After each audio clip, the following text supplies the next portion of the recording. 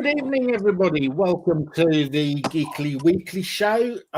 We have got a depleted cast of characters this evening. Today we have two regulars, Terry, also known as Deadman Comics, and also Mr. Bill Field, the comic historian, who will also do poses on request. Posers are united. That's right. Howdy, guys. How's it going? Hi. From the States across the pond. Across the pond.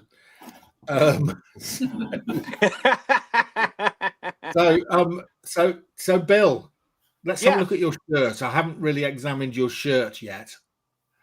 This is Wacky Races card. Oh, Bill, I want one of those. Where did you get it from? As soon as the tariffs subside, I'll get you one. This $30 shirt is now probably $60. You know, it's just so ridiculous. No, the tariffs only work one way. You can send stuff to us. We can't send stuff to you. Oh, we can't. I can. Okay, good. Yeah, there's the tariffs only work one way. It's that's good. Good, so I can finally send Steve his action figure. That's good. Yeah, it should be okay. The tariffs don't operate US to UK. They only operate UK to US. Well, we need to find a way for me to get my comics from you over here because I really want those two FFs. And my money for those is burning a hole in my pocket. It isn't really. I have it set to the side already for whenever we can make it happen. Guess how hot it is today. You look quite hot, Bill. You look quite hot. So I'm not. I wet my hair because I just wet my hair before the show. But it is supposed to get to 91 today. Whoa. And we're in fall. I mean, it's kind of ridiculous. Why is it so hot? Huh? That sounds quite hot to me. It is hot. Well, it's hot to you guys for sure. I don't know about you, Mark, where you are now, but it's bucketing down outside out here. It has been for the last couple of hours. Yes, we've had quite a lot of rain here as well. It's about really? What are we, about 8 degrees C? What's that? If we're lucky. 40 Fahrenheit, 40 something like that. Yeah, something ridiculous. Oh, it's in the 40s there? Oh my God, that seems cold. Well, it is cold. Yeah, it is quite cold. It's not only seem cold. It is cold. Exactly.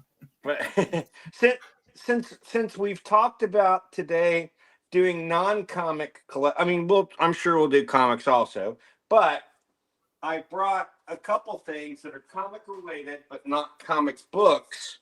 Now, my friend gave me these about a year ago. Purple Haze.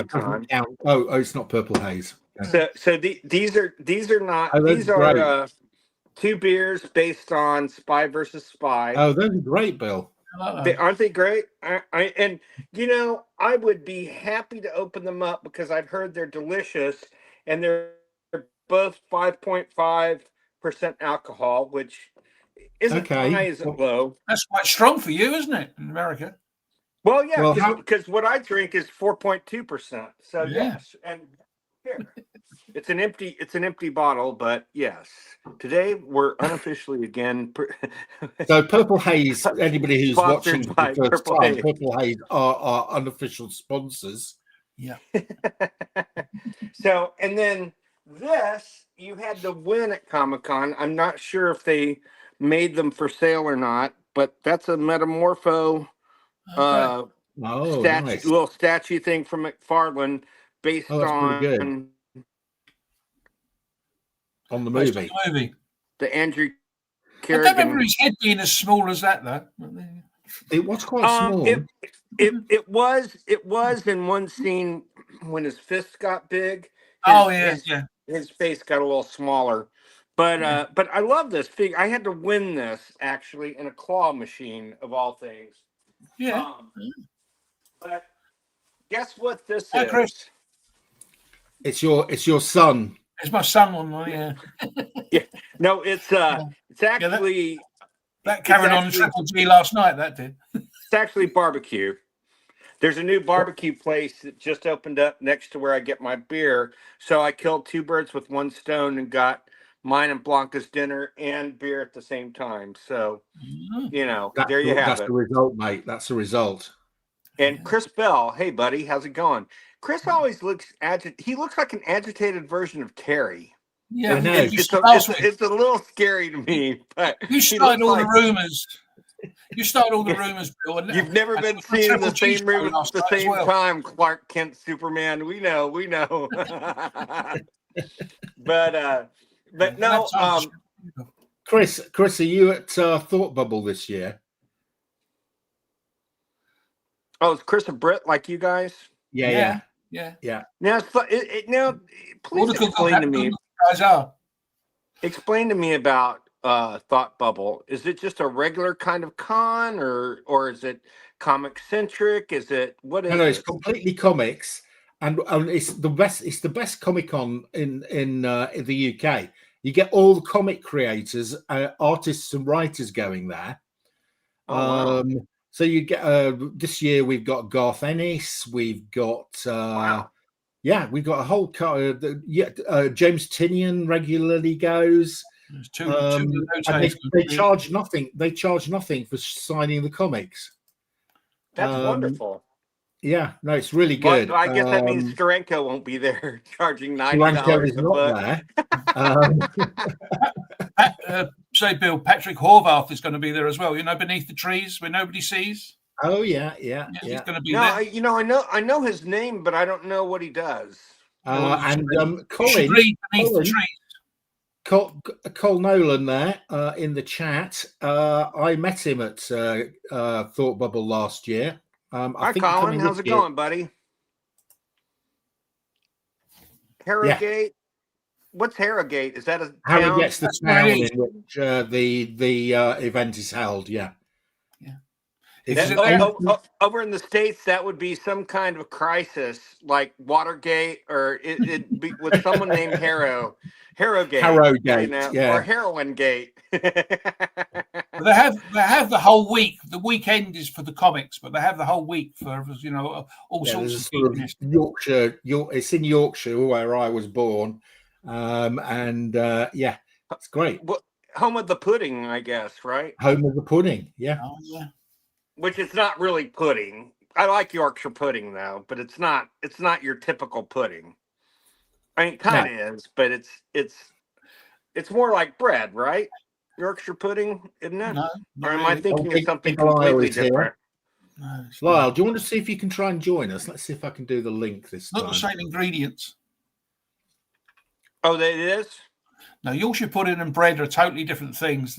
Well, I had something that was, I could have sworn they told me it was, when I was a kid, was Yorkshire pudding, and it was like a bread with kind of a pudding inside the bread. Okay, well, now I know I'm wrong, or someone misnamed it.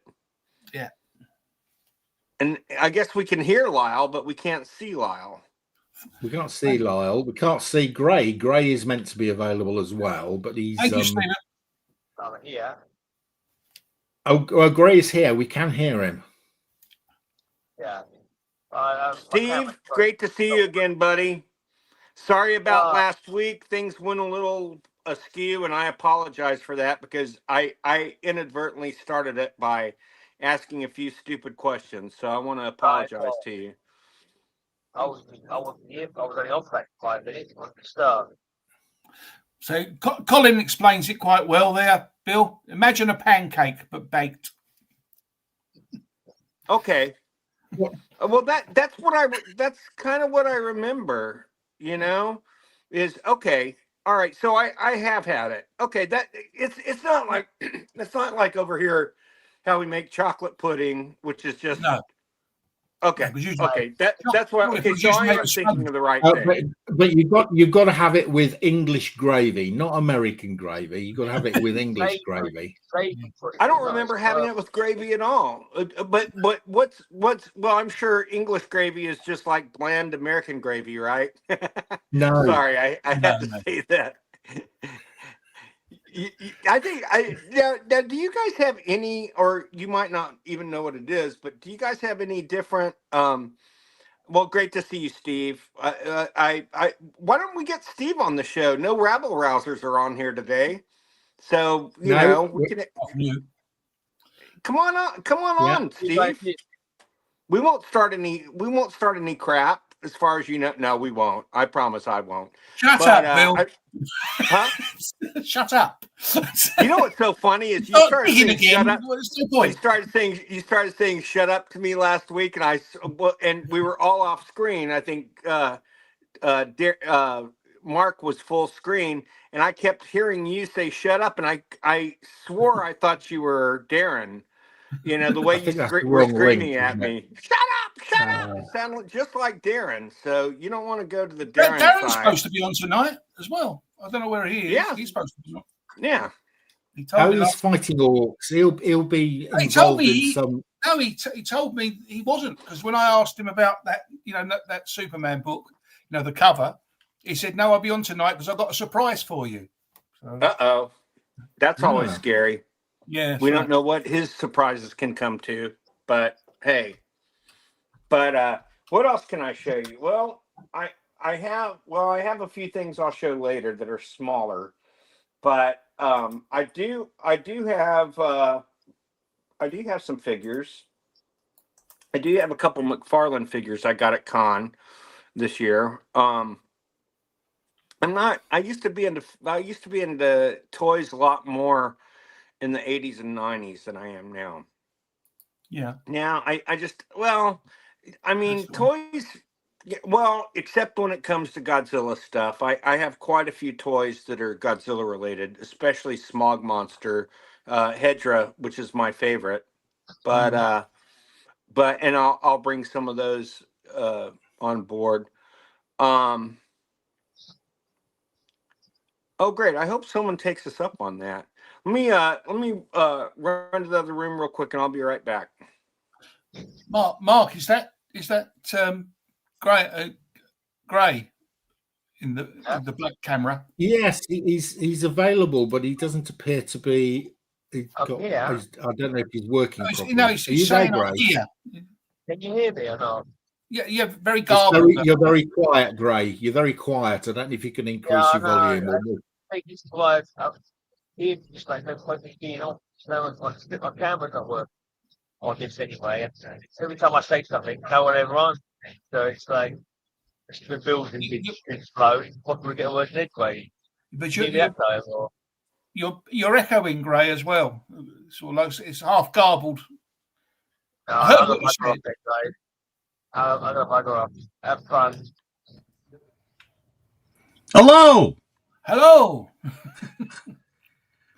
Mr. Gardner, how are you? Are you there? I was waiting for the gravy. The gravy? Oh, yeah. This time we didn't forget the gravy. You'll see that I have my Legion of Superheroes Clubhouse here. I know how much you like that, Mark. I thought I could... I guess that Mr. Lyle is trying to access you as well. Yes, Mr. Lyle should be. Oh, Mr. Lyle is here. Has he got one of those silly hats as well? No, because he's not a nerd like I am. I do not. And Mark, I do believe that Matt and Steve have got something planned for you as far as that hat's concerned, but I won't. Oh, no. Don't, geez Louise, Terry, you let the cat out of the bag. Wait till he gets it first, please. If I get customs coming to me saying, "Excuse me, Mr. Oldroyd, this is a very strange package." No, the love and the enthusiasm you show for it, and all the complimentary things you said, Mark, it's just too good. Can you see me okay or hear me all right? Yeah, we can see and hear you. You look smaller today. Are you on your phone and not your computer? Yeah, I'm using my phone because Mark needs to send the link to my Instagram in order for me to get on my computer. I can't do it otherwise. I tried, and it shows up as nothing. Let me try and send the link on Instagram. It's in the chat in YouTube. It should be able to click on the link in the chat in YouTube, and it'll come right up on StreamYard. I'll try. It worked for me. But us West Coasters here, we have to pedal a little bit further to the access ports. That sounds incredibly disgusting. But anyway, yeah, Terry, I really enjoyed seeing your books, and the fact that your very first book that you remember was a Lois Lane. That is so cool. And so what I had to do, I have a whole bunch of Lois Lanes I got from Bigby McFly. I got a beautiful set, and I had a whole bunch that I'd had early ones. So I went on to my comic shop, and they had some that were like $35, $40 a throw, and they always undergrade on my comic shop.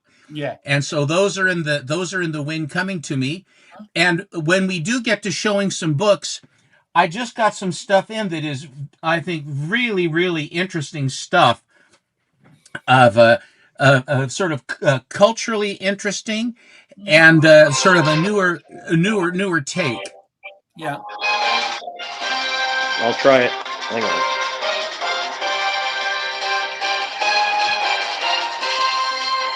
I'm not sure what's happening here. I think Lyle is trying to link to me from the link I sent to his Instagram. Yeah. He's trying. I think he's linking from the YouTube one, I think.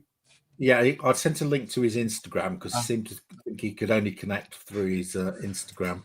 So let's remove him from there. Yeah. So soon, and he's removed so quickly. So I do have something comic-wise to show you guys. I'm finding boxes I didn't even realize I had from the collection I bought last year, and I found this. Okay. Steve will probably immediately know what this is. It is the origin of Doctor Strange. Yes, and a very early cameo of Spider-Man. Yes, it is. And I was very shocked when I looked this up on the Overstreet app. I was very shocked that, and this is not by far not mint, maybe a 4, maybe a 4.5. But I was very shocked when I saw the mint price of this was $3,900.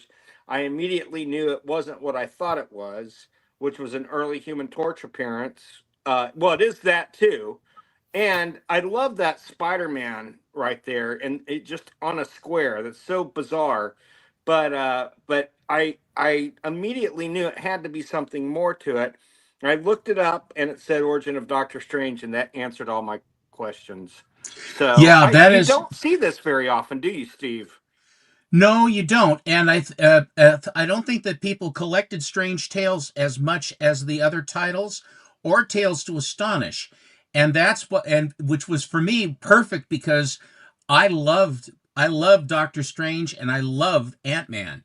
And so those were two of the ones that I really went after. I think I have an 8.0 slab of that particular Strange Tales. Oh my gosh, that's amazing. Back in the day, one of the very first runs that I put together was Strange Tales and Tales to Astonish. And at that time, I was dealing with Harley Yee, who was a lot more reasonable back in the 90s. And I got Steve. But he got in a whole bunch of the White Mountain pedigrees and Winnipegs and North Coast or whatever. And so he basically made me an offer I couldn't refuse. And so I basically built my Strange Tales out of pedigree books. And as a matter of fact, if you have any interest, I'd be more than happy to show some Strange Tales if you wish. Yes, I would love you to. This is another one I found. This is the first recurring Hulk comic since his cancellation of Hulk 6. Have you read that story? It's a great one. The Giant Man story is outstanding. Yes, where he goes, he crashes the Berlin Wall, and they got those giant gorillas with the hammer and sickle on them. I love that. Why? So the Russians are known for giant bears. Why were there so many Russian monkeys in Marvel and great apes in the early days? I've never understood that, but I've loved them. DC is the big gorilla and apes. To the point where the editors had to tell them to stop it. Right. Exactly. Yeah.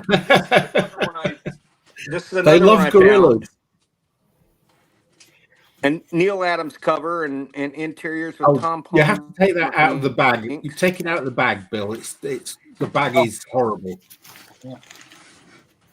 Okay, if I do that and Darren shows up, I'm in trouble. Yeah, Darren is fighting. It's fighting some orcs at the moment, so you're okay. You're okay. So, all right, let me do that then. Isn't it early in the day for orcs? Well, never for Derek. Never That's Darren. much better. Right. And it's nearly 8:30 in the evening here, so it's not for him. Well, and Steve's in the earliest part of our show because he's Pacific time, so he's two hours earlier than me.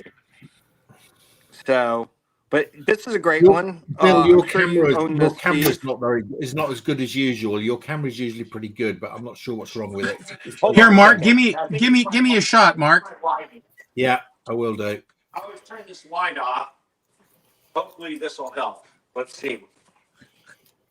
Oh my gosh! Goodness. Let's look at his instead. Oh my gosh! Yeah, we can see what issue is that? I can't read the. This is issue number 106. I've never seen that. Before, Stephen. Stephen showed that one to rhyme with your name. Was that the idea? Oh, I've seen that one before. Okay, that's lovely. Amazing. Here is the wow. When I bought this in the 90s, see this one. This one is one of the East Lansings. East Lansing, Michigan was where a collection was found by Harley. He lives in East Lansing. Very, very high grade 9.6s, almost 9.4, 9.6, 9.8s. That's the collection, White Pages. And this is one of them in a very, very early Strange Tales. At the time, this was when he was charging for Thor and for FF and Spidey's. He was charging $1,200 to $1,800 a throw, and this was in '94. This one was $310 before I hammered him on the discount. So it was a fraction of what he was charging for the others, but they are absolute. My Strange Tales 110, which is East Lansing, came back 9.4. I have a 10. I have a 10. Was it the 109? No, it's the 107. It's the one with the fire and water. That came back 9.6. That came back 9.6 White Pages. Amazing. So these are what. So this is part of that collection. Here is, and it's a thing like this. It's a target of opportunity where you get a shot at something. And I haven't had all that many of them in my life in 60 years of collecting. So when I say I get these people say, "Oh, you get all these collections. How do you do it?" Well, a lot of desert between. I mean, there was a lot with nothing. And then, but I like to buy and hold on. Here is Asbestos Man. This one was expensive. This was a $580 book at the time. Holy crap! A bit more than that now. That looks incredible. That looks like 9.4, 9.6 ish. And what issue is that, Steve? This is issue number 111. 111. Oh, so second appearance of Doctor Strange, or did he skip an issue? 111, it goes 110, and then I think 11 and 12 is nothing because then all the letters were coming in. And then there was, it's just sort of like they kind of went away, and then he comes back and then they start the whole thing. And this, of course, is the first appearance of Captain America, but it's actually the Acrobat. But they were trying to test out. You'll notice what the color strike is, where the shorts are the sort of darker blue. It was just sort of a different look. But the outcry when Captain America showed up, and then of course Avengers 4 came out shortly thereafter. But this was the first appearance of his image, although it really wasn't him, but it really was with Marvel, as you know. But the prices on those are ridiculously low because they don't even give it they give it a total pass as Cap, except if they had identified it as really Cap, Or if they just accepted that it's still Captain America, no matter who's underneath the costume, it would be worth a lot more. Am I right? Of course. And eventually, Yeah. I think that the people are, they could see the madness, the reason, the madness in what Marvel was doing, the method in their madness by Right. doing that, where they would basically, they were famous at tease, promote, Stan Lee. Right. This one, I always loved this cover because of how the Hulk is drawn. Yeah, it's different, isn't it? You mean the Thing? New thing. I'm sorry, I meant the thing, yeah. Yeah. I love how he's drawn. That's an early Rocky version of him. He's not lumpy there, and he's lumpy in the actual comics at that point. He has the rocks were somewhat flattened and more streamlined, because before he looked like a walking pile of gravel. Yes. Or And of course you have the puppet master back here. Oh yeah, look, he's great. That's a great cover. I've never seen that one before. I've never seen that before. Yeah, that's not an easy one to find in the wild. You really don't see that very often. These are that's Alicia. the non-keys, aren't they? These are great. You don't see them. They're beautiful.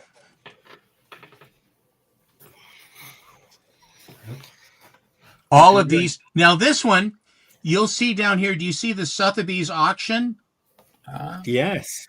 Okay. Was that sold in This was when Sotheby's still had comic auctions. I bought this book in 1995.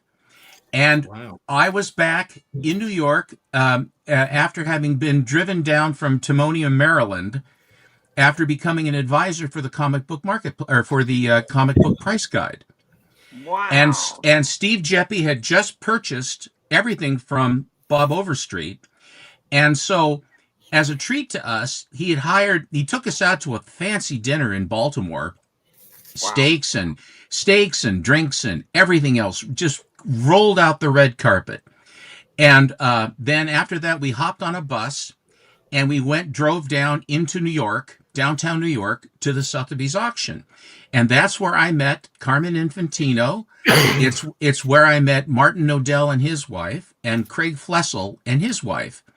So I had all these golden age, and of course Carmen Infantino for Silver Age, where I met him. And then I had this idea, being I'm a country mouse here in Portland compared to New York.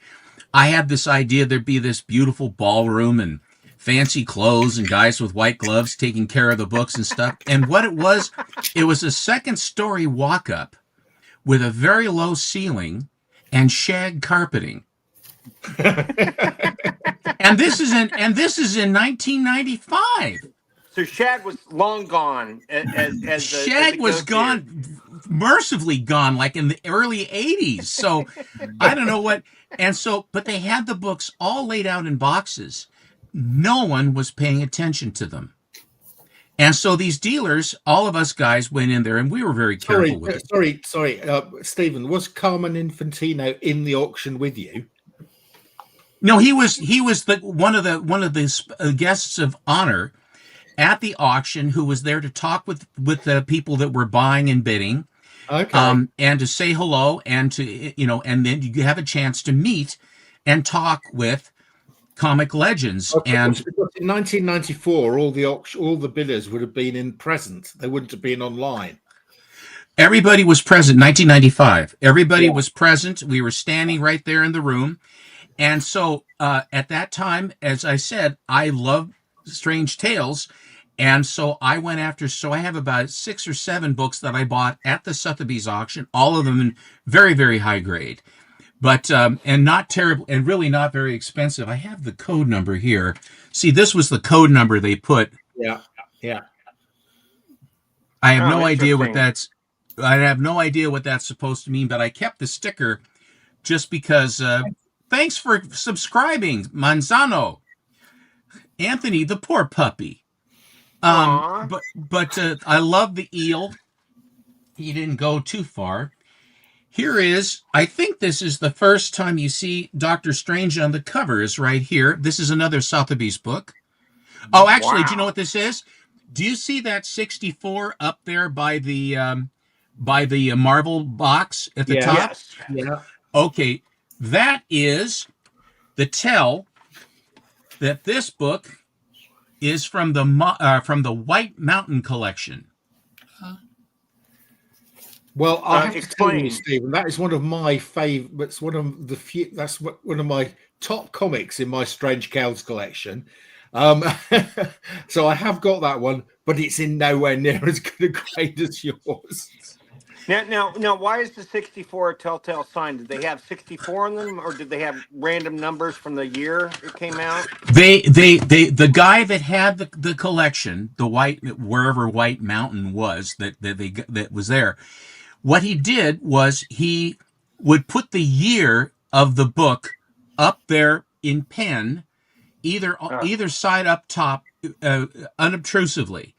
So that was the way that you could tell at a glance that his collection, all of them had that on it. So when you see that, if you see this in the wild, that looks like that in that kind of script, then what you've got is a White Mountain. And if you recall back in the day, when I remember that, I think that it was a AF-15 sold for $96,000 or something like that, which at the time was considered, and it was a beautiful book. And everyone said, "Oh, that guy's going to be buried with that book. He'll never get out of it. That AF-15 won't be worth, it isn't going to be worth whatever it's going to be." And of course, so he probably sold it for 940,000. I would say that he did a good job. Probably Here's bought a another small one. yacht with it. Here is another one. Is this another one of the White Mountains? Yes, it is. The Rabble Rouser. That's one you don't see very often. No. Here, I'll take this out. But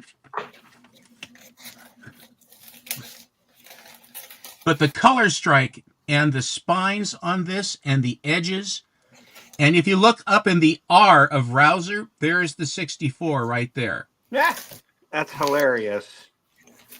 Oh yeah. Isn't it funny that the Rabble Rouser looks kind of like Pedro Pascal? Doesn't he? He really does. Why didn't Pedro? If Pasquale was going to make the commitment to the character of Reed Richards, this is just a small peeve. Shave the damn mustache off. Okay, do you know? Okay, here's why he refuses to shave the mustache now. He thought he looked so stupid as Maxwell Lord in the second Wonder Woman movie without that's beautiful. That's a very hard one to find. But he thought he looked stupid in the Wonder Woman movie, and he swore he would never shave his mustache for a role again. And that was the one caveat that he gave to being playing Reed Richards. Understood. Doesn't he have a hair lip? I don't. Well, he looks like he does. He looks like he has some kind of a problem there. He might like Joaquin Phoenix. I think he has a hair lip. This book is another. Oh, I have two of these. Here is the White Mountain copy of this. Oh, I have the Creepy Worlds version of that I got from Mark that's signed by Alan Class. That's gorgeous. It's great. That's one of my favorite covers. It's a great book. Covers. And the Iceman is still snowing. Yeah. He was still snowing until about what? Right up past the first Sentinel story, right?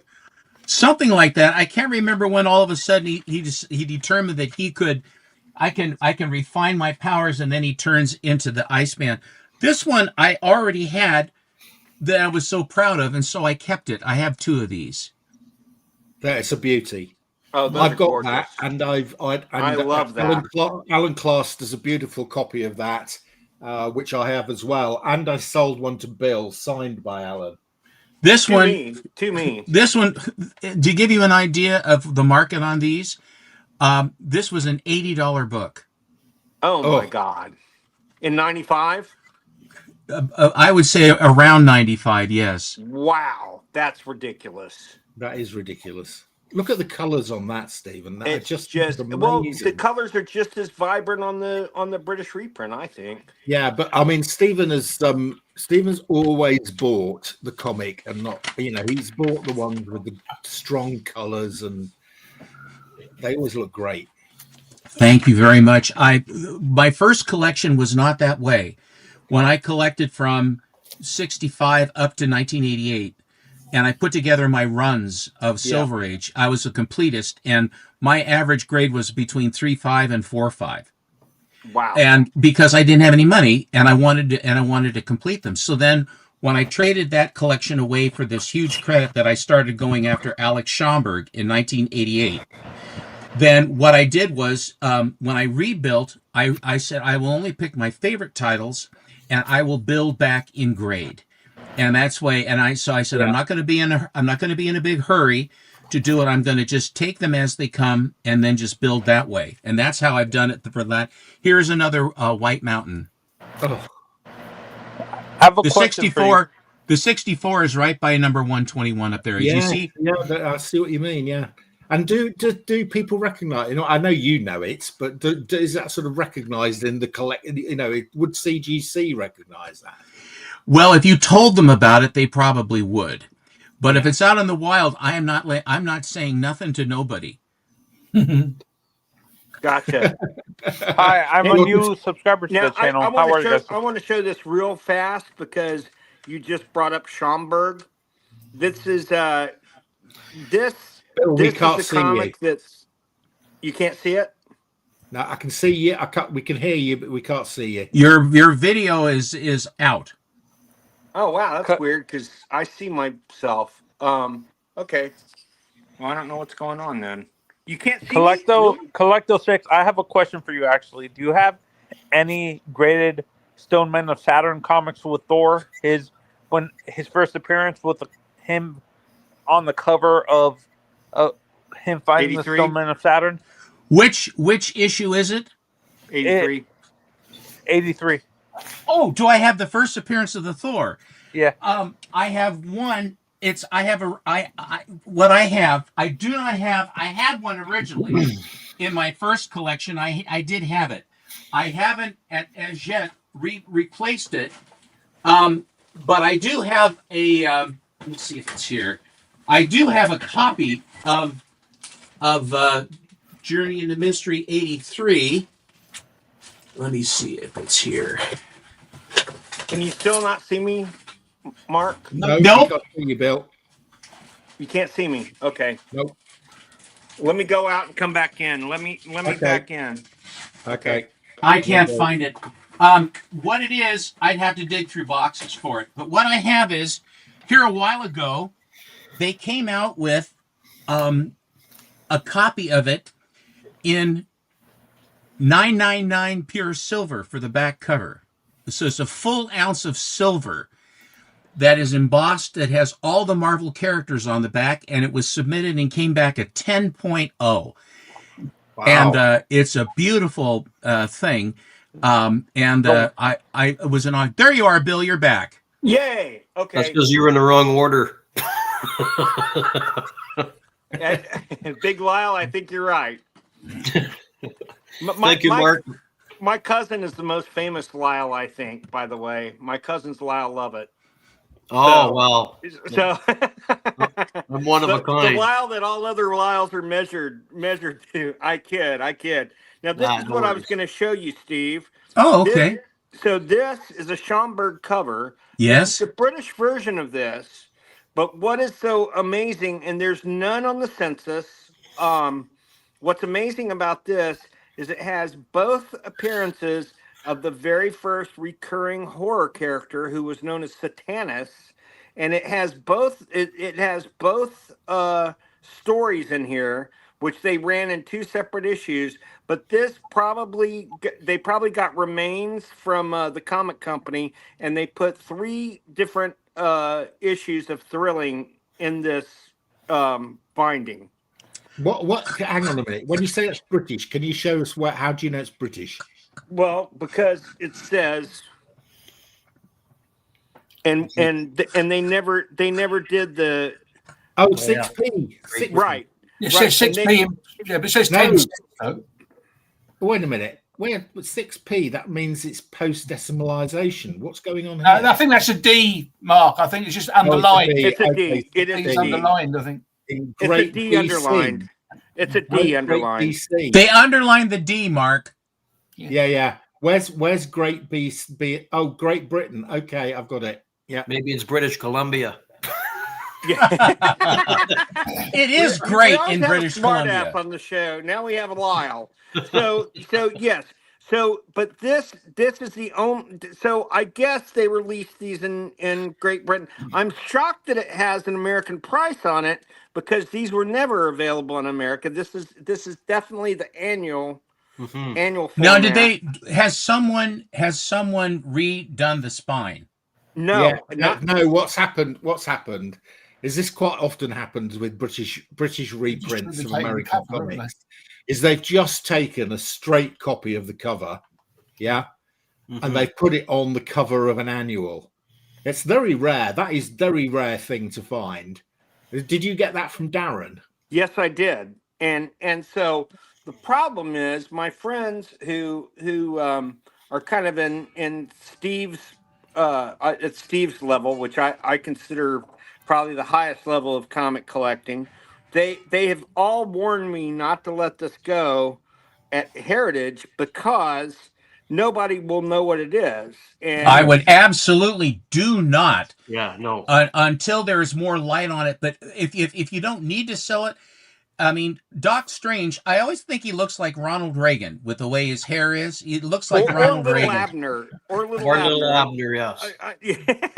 Bill, do you have the alternate cover of that? No. Because they usually have alternates that are which is the weirdest thing. I've seen alternates online that are more expensive than the original. What's the number of that one? It's 56. 56. Now, I also think that what they did in order to get the book to fit correctly is I believe that they had to basically trim it to fit. Yeah, they have trimmed it. Yeah. And that is how they actually were. I don't think that book has not been monkeyed with at all. No, that's just the way, and that's an incredibly rare book. And plus, the fact that the spine is not cracked from somebody opening it up all the way to the middle, that is a rare thing. That's very rare. Yeah, I'm going to tell you as a collector of the UK stuff from this sort of period of time, I will be amazed if there is another copy of that existing. I agree with you. That's what everyone's told me, but we're kind of glossing over the fact that it's got the first 2 appearances, and he only made 2 appearances, but it's the only volume or only book with both appearances of Satanus, the evil overlord that was basically sent to space, a space prison, and he broke out because he was so smart and came to Earth. And this has his own, and he's the first recurring horror character unless you could call the Claw the first, but this would be the second. And this is 1946. Okay, 1946. So the fact that it has the first recurring actual horror character in comics in this, I think that's what's going to put it over the top. I am taking it, Steve. I am taking it to the Summit, the Heritage Collector Summit. Yes. Yeah. So, Bill, is that the original font and color of the original cover, or is that like an alternate cover where? This except for the British price, everything is the same of the American cover. Oh well, don't be talked out of that. Do not be talked out of that. Okay, so hang on. So I will make one comment again. Yes, they will have used the same artwork, but the inks. It will have been printed somewhere in the UK. It's a reprint, right? And it will have been so it may be different. It may be the colors may be different. To the May I ask? Have you looked at the indices on the inside of the book? Yes, and I don't remember now. Who's the publisher in the UK? I was wanting to see if you could see who actually printed that. Yes, exactly. Who's the publisher? This is such a strange book. Well, No, we'll see what we can There do. are none whatsoever. And there's nothing on the inside the inside cover, correct? Look at that. Nothing. Look at that artwork. Right, there's something odd here, Bill. Right. And nothing on any of the other Go pages. to the back. Sometimes they put the indicia on the back Let's and look. these things. It's like they put a leaf page in there.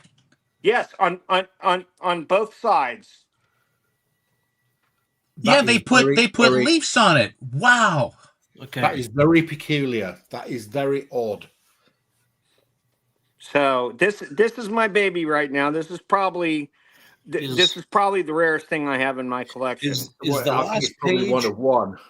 Is the last page you just showed? Is that the only page that has any speaking about aviation, or is the page behind that? Check this out. No, check this out. This is amazing. Hi, Darren. I've seen comics like that. Hold on a second. The last part of it shows Eastern Airlines, and it shows all of the from Captain Eddie Rickenbacker. Yes. Right. And it's got this whole section. Didn't Eddie Rickenbacker, didn't he die with what's his face? The cowboy Will Rogers? No. No, that Will was Rogers. another Will flyboy. Rogers went down with that one-eyed pilot, Wiley Post, up in Wiley Alaska. Post. Okay, but look at this. So this has nothing but airplane stuff in the back third. Now they basically plugged and filled with what was available to fill out the book. Right. That is I have never seen one like that. I have several. I have 2 or 3 of the Fox Features Syndicate where they've remaindered 2 or 3 books together. I have that, and I have that one Mighty Mouse that I have that I think is 396 pages. 384.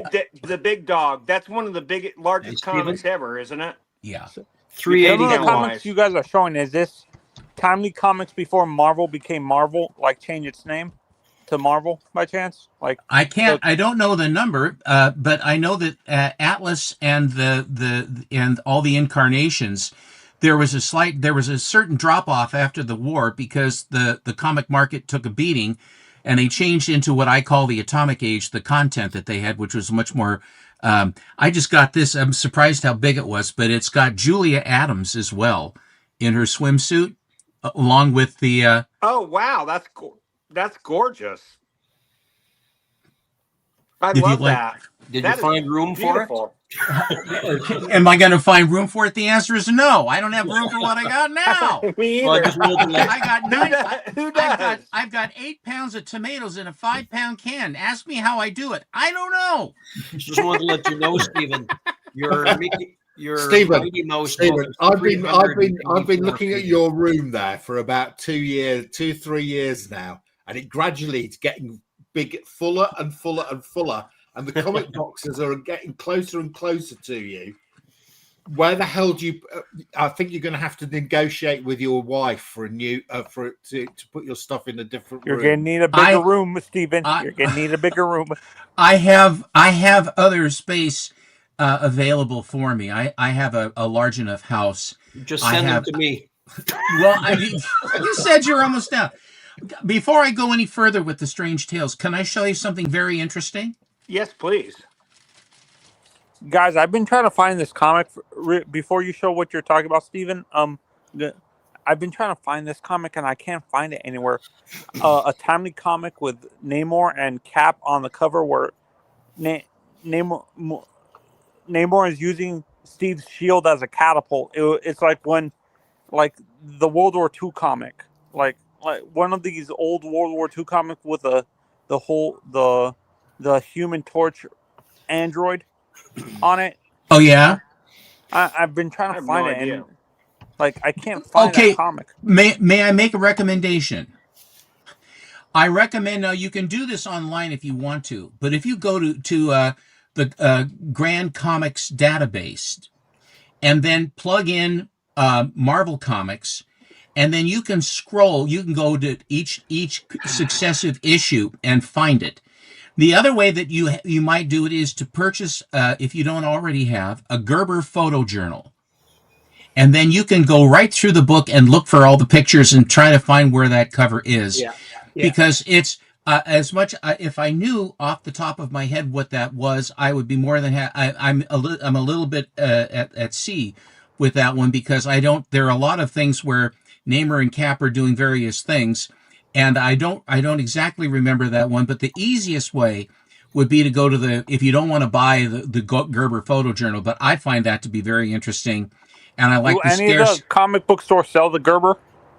It would depend. You could ask them, but you can buy it online. I mean, it's about $100 or something like that. It's in that vicinity, but it's 2 volumes. It's A through J and K through Z. And they have, and it's the photo journal of comics. I would endorse what Stephen's just said. If you haven't tried the Grand Comics database, try that, because they have an extremely extensive collection. Oh, I love that. What is that, Steve? Don't take them out to pee. So that what happens is that she comes right here and she pees. Did you see that? What? Okay. I'm not sure what's going on. I'm awfully sorry for whoever has that problem. I'm very sorry. I didn't know that Bruce had that problem. What? Yeah, Bruce's mother. I don't think Bruce has any problems right now. No, Bruce's mother. Mother has got some strong opinions. This is The Legend of Bruce Lee. Okay. Okay. Is that a comic book? This is Nostalgia World Comics section. It's a newspaper. The Legend of Bruce Lee. This was down, I believe, in San Francisco.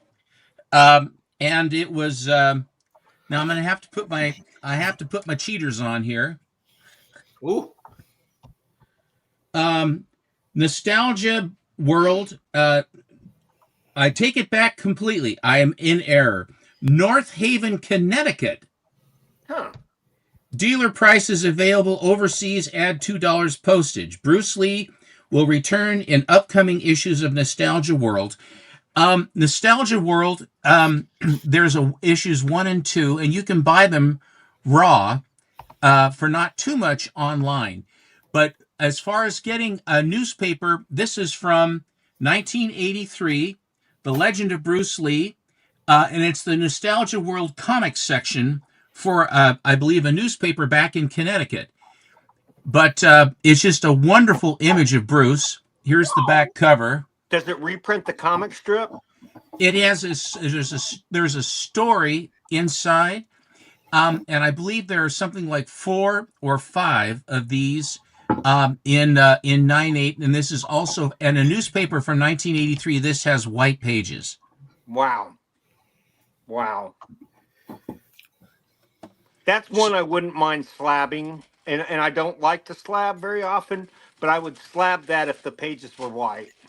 Because you want to maintain, you want to Exactly. keep it looking like that. 100%. Could we lose Colin Nolan? Sorry? Could we lose Colin? Thank you.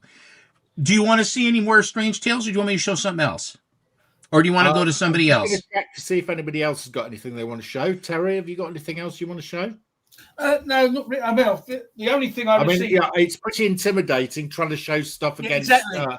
Again, let Bill carry on if he's got stuff there. Yeah, let me take this out. And Darren's here, so Darren, I hope Darren doesn't have a heart attack with me taking this out. Oh, it's still in a bag. So, but I have this, Steve. I'm sure you have a better copy than I do. I do not actually collect ECs. You don't? Oh my gosh. That's well, we can't collect me. Everything, Bill. No, I know. I try to, but yeah. We're saving them for you. And then this is the goofiest Marvel comic of all time. I do not run that. Oh yes. But they're kind of like Mad Magazine. They don't really go for a lot, but they're great to have.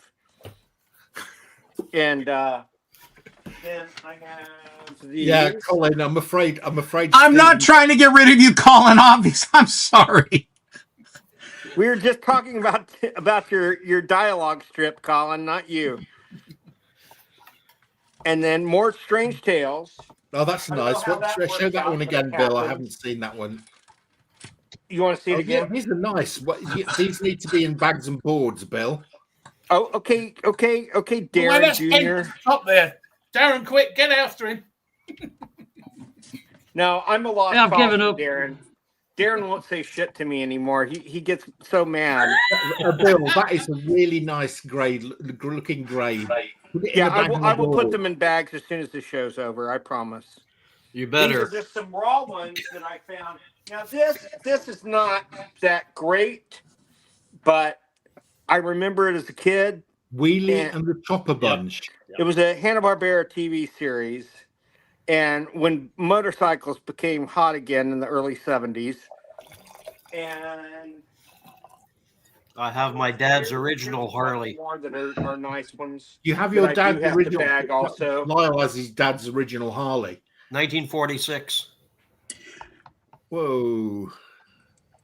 That's a great cover. That is. It's not as nice as a 1946 Harley, though. No, it is not. I'm going to go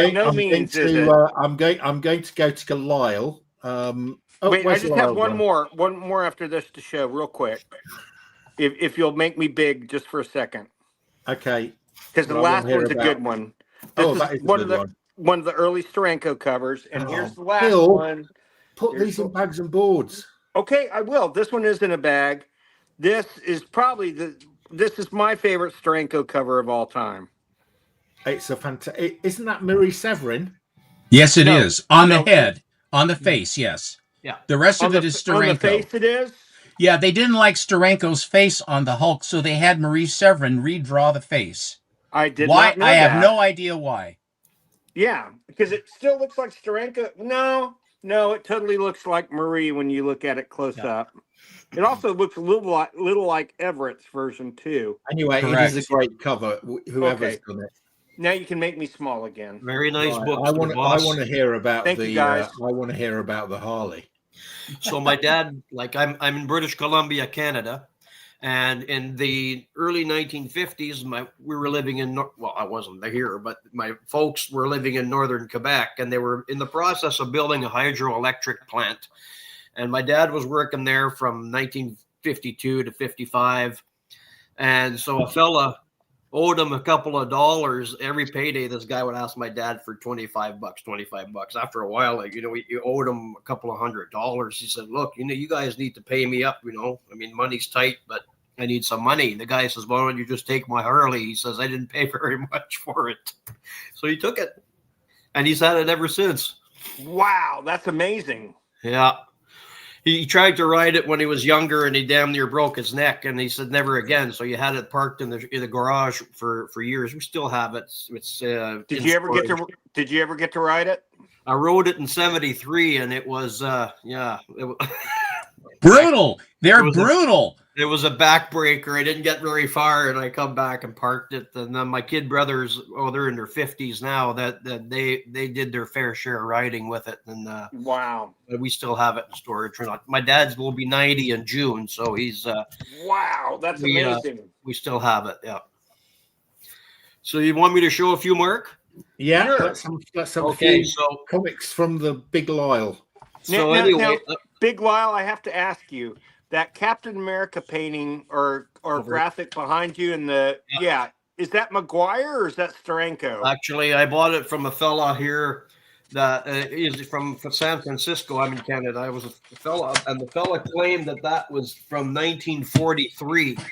And so when I did get it, I showed it to the guys on Alan's show on Comic Collector Geek, and I think Steven said that there was some company that had reproduced them, and that it was a reproduction, but I thought that's great. I love it by framing it, because it came in the tube, and the tube was like a saran wrap tube. It wasn't a reinforced one. It doesn't look like the 40s cap though, because he didn't have a chin strap back then. I was just going to say that the tell. I believe I said at the time, if you remember, Big Lyle, I said he did not have a chin strap. Right. So this book I'm going to show you is a Canadian white, and a little bit of not a very big story because I don't know how much time you have, Mark. But anyway, there was a Canadian author who wrote a book called Heroes on the Home Front on Canadian whites, and claimed that this book didn't exist. So I'd had a conversation with Matt. Matt likes comics, saying, well, I like that when people tell me they don't exist, gives me the hunt to look for them. So, yeah, exactly. And I talked with other collectors that I know in the area, and I had showed them a picture of it. They said, "No, we've never seen that. We've never seen it." They've been collecting since they were my dad's age. We've been collecting since the 30s and 40s. So anyway, I got looking and found a copy on eBay, but they wanted $245 Canadian. So I bought it, and it's Captain Marvel, Volume 4, Number 11 from 1945. Wonderful. Wow. Oh, look at that. Yeah. And that's a Canadian white. This is a Canadian white. And when I was on Big Nasty's program here a few weeks ago, one of the fellas was commenting that the paper quality was really crappy. I was trying to explain to them that it was cheaper than a one-ply toilet paper. Cheaper than one ply. One ply toilet paper means you get brown fingers. You need a lot, right? And the other one, this one here, I only purchased it about a year and a half ago. It wasn't very, very long ago. You nice girl. And I haven't found another one. So I'm sure that if I do, it'll be a lot more than $245. I'm sure it would. If it doesn't exist, why did you pay for it? Well, it was when I saw it online, I'm thinking, is this the same one that they were talking about? So I did some research, and within 10 minutes, I bought it. But the other Canadian white I have, it's not a rare one, but you can still find them out there. This one's called Grand Slam, and it's Volume 4, Number 2 from 1945. Beautiful. I mean, you can tell it's wartime, can't you? That is definitely a wartime comic.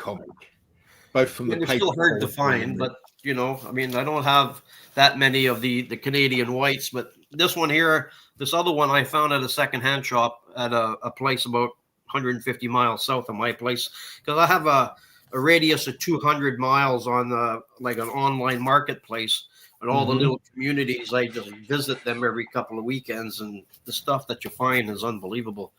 So this one here is also a Canadian edition, but when the Batman movie came out in 2008, where Heath Ledger played the Joker, the mask that he was wearing during the bank robbery was taken from this character on this comic book, and it's Wanted, number 15 from 1948. Oh, hang on a minute. Where's the mask? It's the mask was taken by this guy's face. Oh, okay. Oh, right. Okay, I've got you. Yeah. But his nose is painted red in the movie. Well, yeah. But it does look like that. It's, That's maybe interesting. It's faded off the cover. I don't know. And then we have this is it's not a Canadian comic book, but it's from 1946. It's number 55, and it's the first appearance of Sad Sack in a comic book. Ah, I've got that. Oh, yeah, that's famous. Yeah. Oh, that's great. So I have that in a bound comic edition. Right. It was given to me free by one of the panelists here tonight. Right. Where Darren? is it? Darren, yes. What lunatic gave you such a valuable item for free? I know. What who is that you, crazy? What possessed you? Oh, there he is. That's that crazy. Very good. You look like you just woke up from a nap, Darren.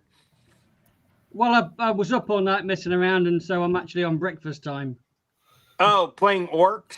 Playing with orcs again? No. Oh. The orcs are... Until next week. Until next week. No, the orcs have been deleted from my computer. I'm an orc-free zone. Oh, okay, good. Well, that's good news. I told you I had shock tonight. Yeah. So what are you taking up drinking next? Yeah, drinking, heavy drinking now. Yeah. So, Darren, what's replacing the orcs? We want to know. Well, I'm hoping comics. Oh, fantastic! It's been quite a successful first 24 hours. I managed to get all my orders packed, sort out a few boxes, and get everything set up ready to go through Terry Stack. And then I got lost in YouTube videos, and all of a sudden it was morning. Well, now. Right. Well, I'm also the source of that thrilling comics, by the way, that Bill was just showing. And can you make me big again? I just with Steve and Lyle here and the rest of y'all, I need to show these off. This is more stuff. These are more rarities. And these. Yeah, and these from Darren. These are the Australian Golden Age. They came out in the 40s still, just like the real books. But these came out in Australia in the late 40s, and they are gorgeous, and they're huge, and they're landscaped. And extremely rare. Yeah, extremely rare. Right. And let me go through them real fast. I don't mean to hog the time, but I have the cool stuff today, which I'm never that guy, so I'm happy to be that guy just today. So you know, the thrilling comics, these Captain Marvels, and that Sad Sack appearance all came from one collection, the collection of the famous Frank Dobson, who we've talked about for months now. What was his last name? Dobson. Oh, I thought Dobson, you said my last name. Maybe he's related. Yeah, Hobson. Hobson. You get a hold of him, he's still got some books. So aren't these great covers? So he passed away a couple of years ago, and he was the guy who invented the great ads. UK. Very nice. And let me go through these fast. Now, this is the only janky cover because that girl just looks very strange. I've never understood that because these were redrawn in some cases to be landscape size of or orientation of the American versions, but I can't find this cover anywhere. I think I've never seen it. I think someone went off the farm on that one, but the rest of them are absolutely amazing. I regret not having had the money to buy these at the time, Bill, and letting you get them. Well, I am going to send you a couple because I do feel quite guilty about that. Okay, I'll send you my address. Oh yeah, what? I'm sure I don't. Suddenly your voice changed there, Mark. Yeah, I don't know what happened.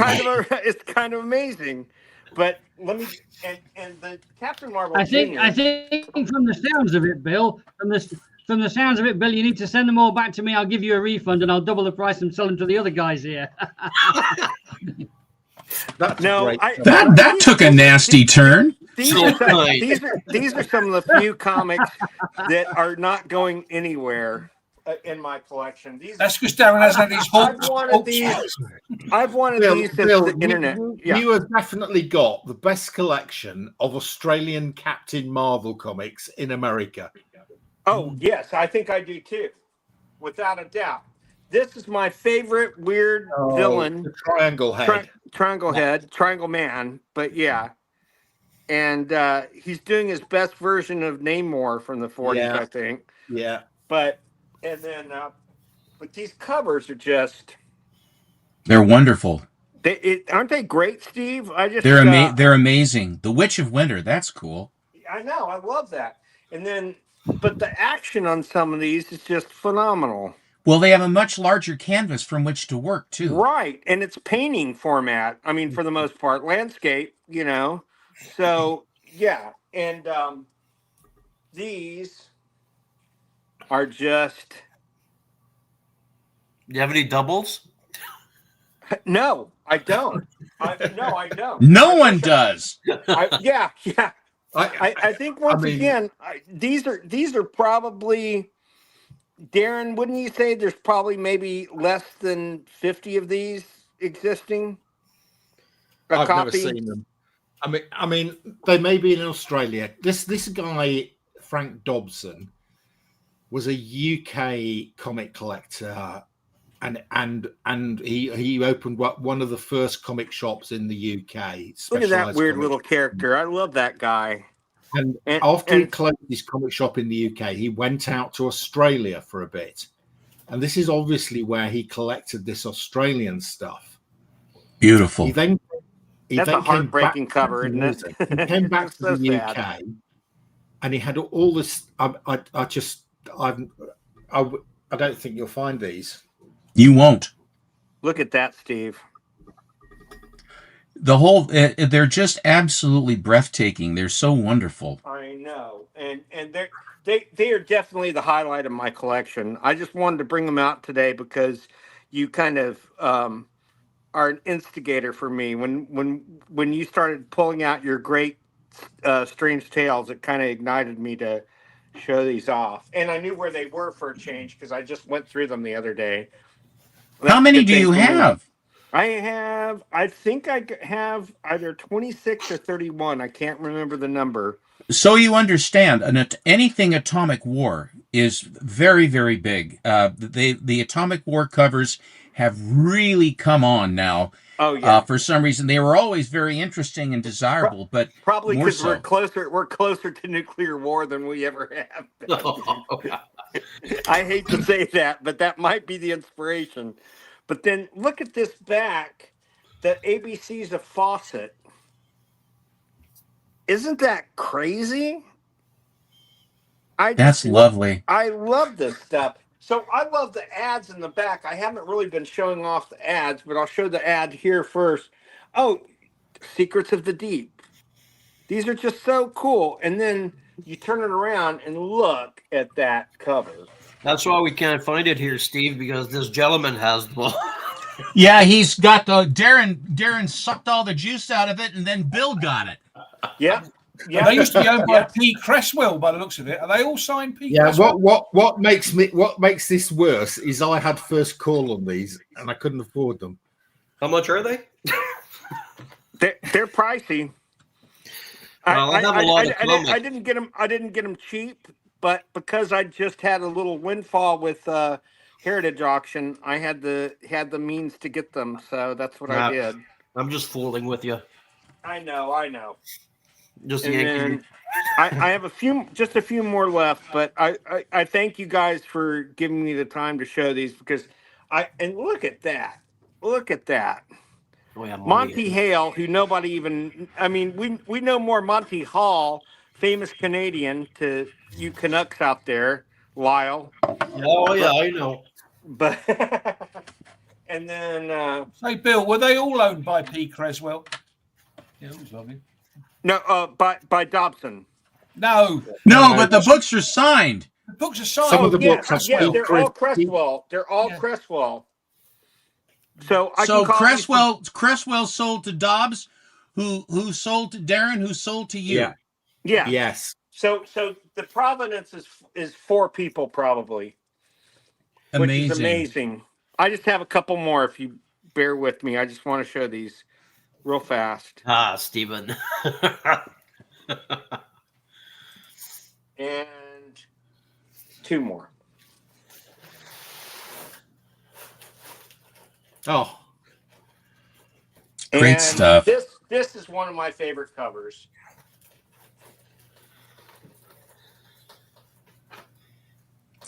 The Battle of Electricity.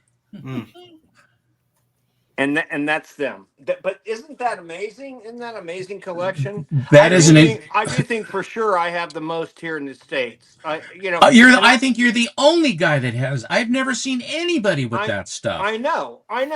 And so Darren was a real godsend to me when it came to the stuff. And these are things that I've wanted for at least 20, 30. When the internet was early on, there was a place in Australia called Book Palace. And I think they have a place in England also. But, that's great, Darren. Oh, I love that. You know to put that on the bill pile, please. I've just taken it out of the bill pile to show you it. Oh, okay. Mark can comment upon this. It's so gorgeous, guys, the young, right? Okay, so the guy in the UK who had the rights to reproduce Captain Marvel was a guy called Len Miller, and he did Captain Marvel reprints in the UK, and I've got quite a few of them. I have a few. In 1954, I think there was the lawsuit between Fawcett Comics and National. Late 53 and 54 is when the first Marvel Men came out. Yes. So in 1954, they decided that Captain Marvel was indeed a copy of Superman, and Fawcett, which is stupid and ludicrous. Sorry, Fawcett closed down.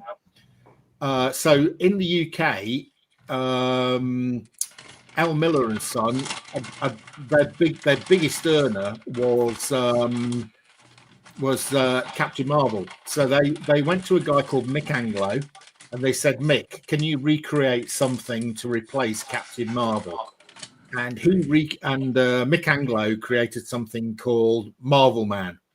Yeah. So Al Miller and Son began producing Marvel Man in the UK in 1954. And they took over the numbering from the Captain Marvel comics. They took over the numbering, and they then produced weekly a Marvel Man Family, Marvel Man Junior collection. I'll take mine out. Young Marvel Man. Yeah. And Marvel Man, and who was the youngest one? Was there was also a Marvel Man Family.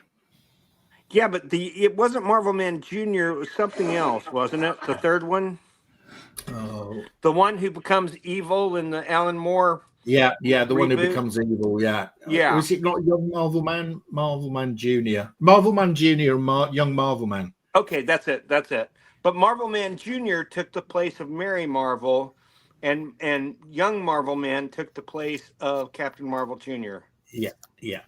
Okay. And then, of course, later on, Alan Moore took over this stuff and made them all 1980.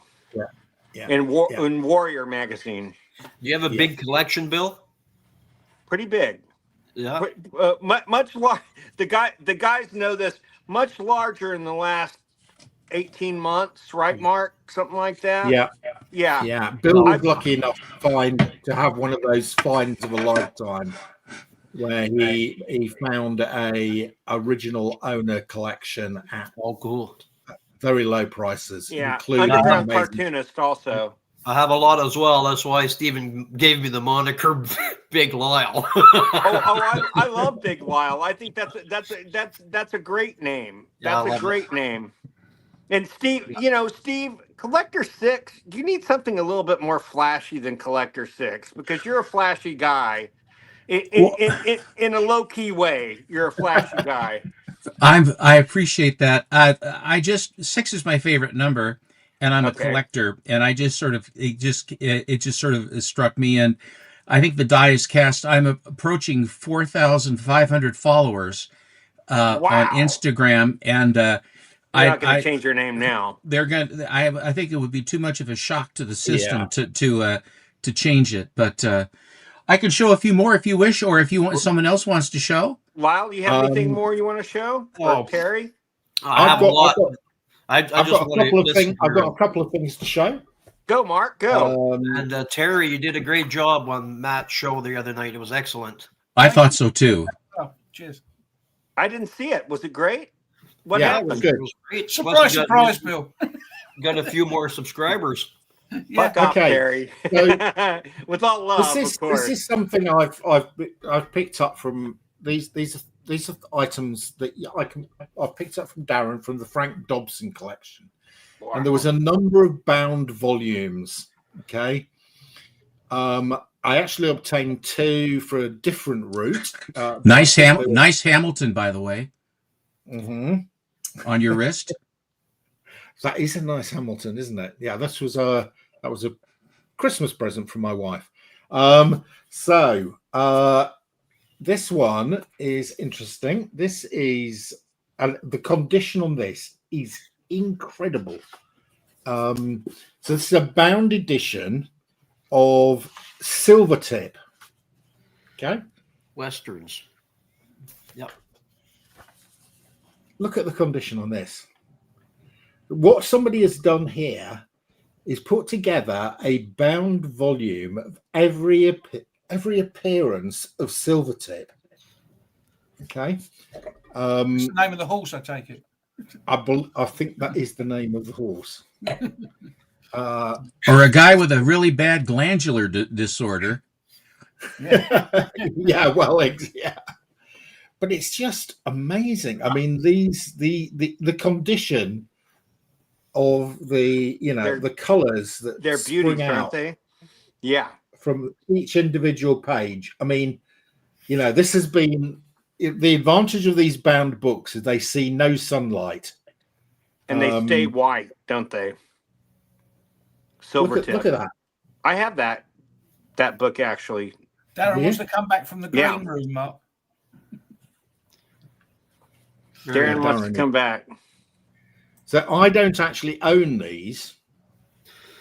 I took them from Darren and said, look, I don't collect cowboy comics, but I will try and sell them for you. So I'm going to list these on they're eBay. Gorgeous. They're gorgeous. And Max Brand was second only to two other Western authors at the time. Gray?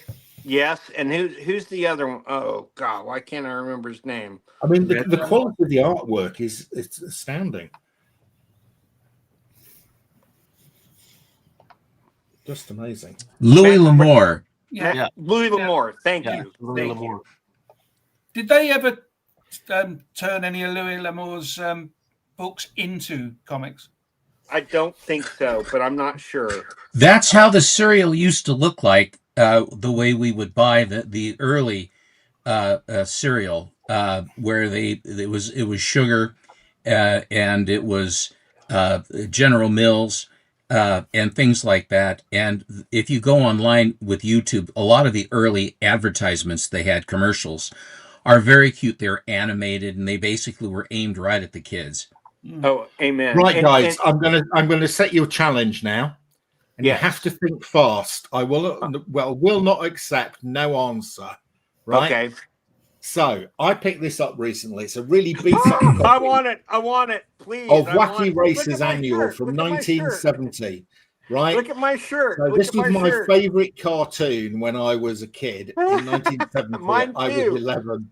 Mine too. I want to know, and I want quick answers. Okay, so I want to know your favorite Wacky Racers character, and we'll start with Terry. Penelope Pitstop.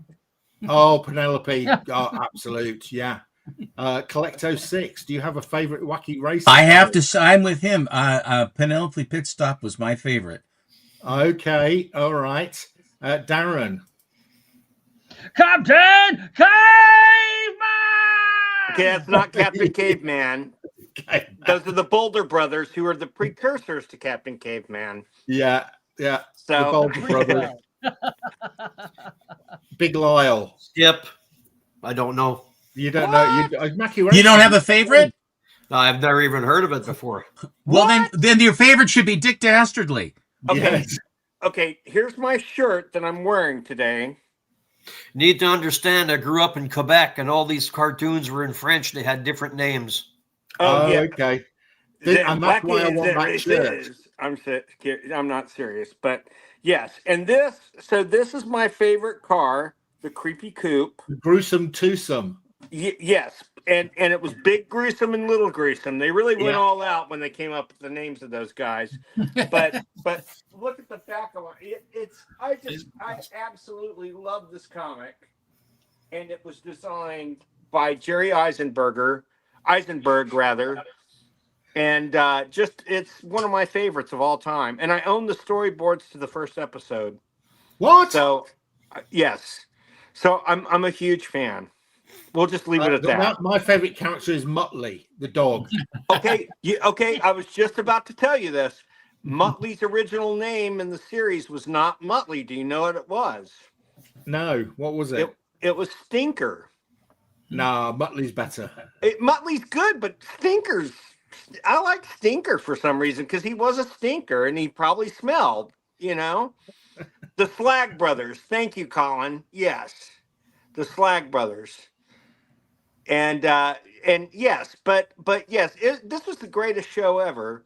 I own quite a few Wacky Races pieces. Not as many as I want. Some of them are the Funko versions of them in different formats, but I absolutely love Wacky Race. They're my favorite. So I'm with Mark. Mark and I normally agree on things, so this doesn't change things. So, Bill, they had a couple of recent one-shots of Wacky Races. Right. Yeah. My final item is this. It is the Bernie it's Wrightson. called More Than Just Dead Space, and it is the official Bernie Wrightson fan club folder. Okay.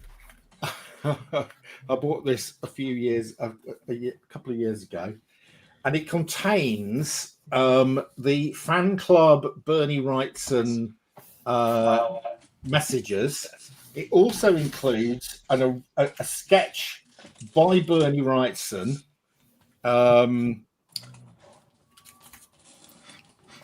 Wow. Right. Wow. And a print from Bernie Wrightson, signed by Bernie Wrightson. Wow. This is great, isn't it? And it's all in the special collectors club holder. I mean, these are quite rare. I've never seen one of these before. No, absolutely. And, yeah. And you got a Bernie Wrightson fan club. I've got the Bernie Wrightson fan club membership card. I love that. And, yeah, it's just a slightly odd, geeky thing to own. Is the Bernie Wrightson fan club folder? So make me big real quick. I have something, Bernie, to show you. Okay. Oh, what is it? Does anybody own this? Oh, that's nice. Now it says a look back, but this only came out in 1980, so he'd only been working in the industry about 13 years at this point. And the interiors are absolutely amazing. Oh wow! It's just one page after another. I love that Howard the Duck by Bernie. I've never seen that before. Yes, I haven't had either. Isn't that wonderful? So, I have to say, Steve and Lyle have been real instigators for me today to pull out the good stuff. Thanks. You bet. But I forget what good stuff I have until I'm challenged. Until he wants to show off. Until you have a couple of Bill, you're challenged every week. What? Could you make me big for just a second? Yes, please. And can I lose Anthony? Yeah, Thank that's Sorry, Anthony. Anthony and Colin you've got rid of now, Stephen. I know. I'm just getting rid of them left and right. Very pushy. Yes, you are. What a typical American. Okay, so this I got just recently in the 1970s. They had a lot of artwork that was done by some of these artists, 70s artists, where they would do these portfolios. One of the guys that I liked the best was a guy named Frank Bruner. Oh, and yeah. This was a portfolio Wow. that Flesh and Fantasy. And this is set number 838, and still with the original mailing envelope, in which was this folder, and inside it's just this is sort of the cover for it, is a beautiful parchment paper certificate of authenticity for Middle Earth, which was a publisher, October 30 for Halloween of 1974. I love Frank Bruner. Wow. And the first plate in each set, personally hand-signed and numbered by the respected artist, etc. And so what I have in here, here is Curiouser and Curiouser is plate number 1. Oh, that is a complete beauty. Now I need to comment real quick. I sold a recreation, not of that, but of all the characters from that Doctor Strange one that were a throwback to Alice in Wonderland. I got an original last year for only $600 at the con at San Diego, and I accidentally sold it through Heritage because I wanted to keep it, but it was in the stack that I gave them, and I got $1,600 for it. So I made a quick 1,000 on that one, but I regret it. Stephen, these are fantastic. They're gorgeous, Stephen. Are they all signed I love by that. him? I love Aztec. I mean, how much does one of these bought? Have you seen another of them? There must be a few of these. I've never seen one in all my life, except I bought this from a guy named Ed Craze, and I think it was like $125, 75, $80. I can't remember. But check this one out. The Drug Fiend. Wow. looks like Frankenstein. Mm-hmm. Yeah. What is the woman getting from this relationship? Mark, Right. Mark, after the show, I'm going to draw you a picture.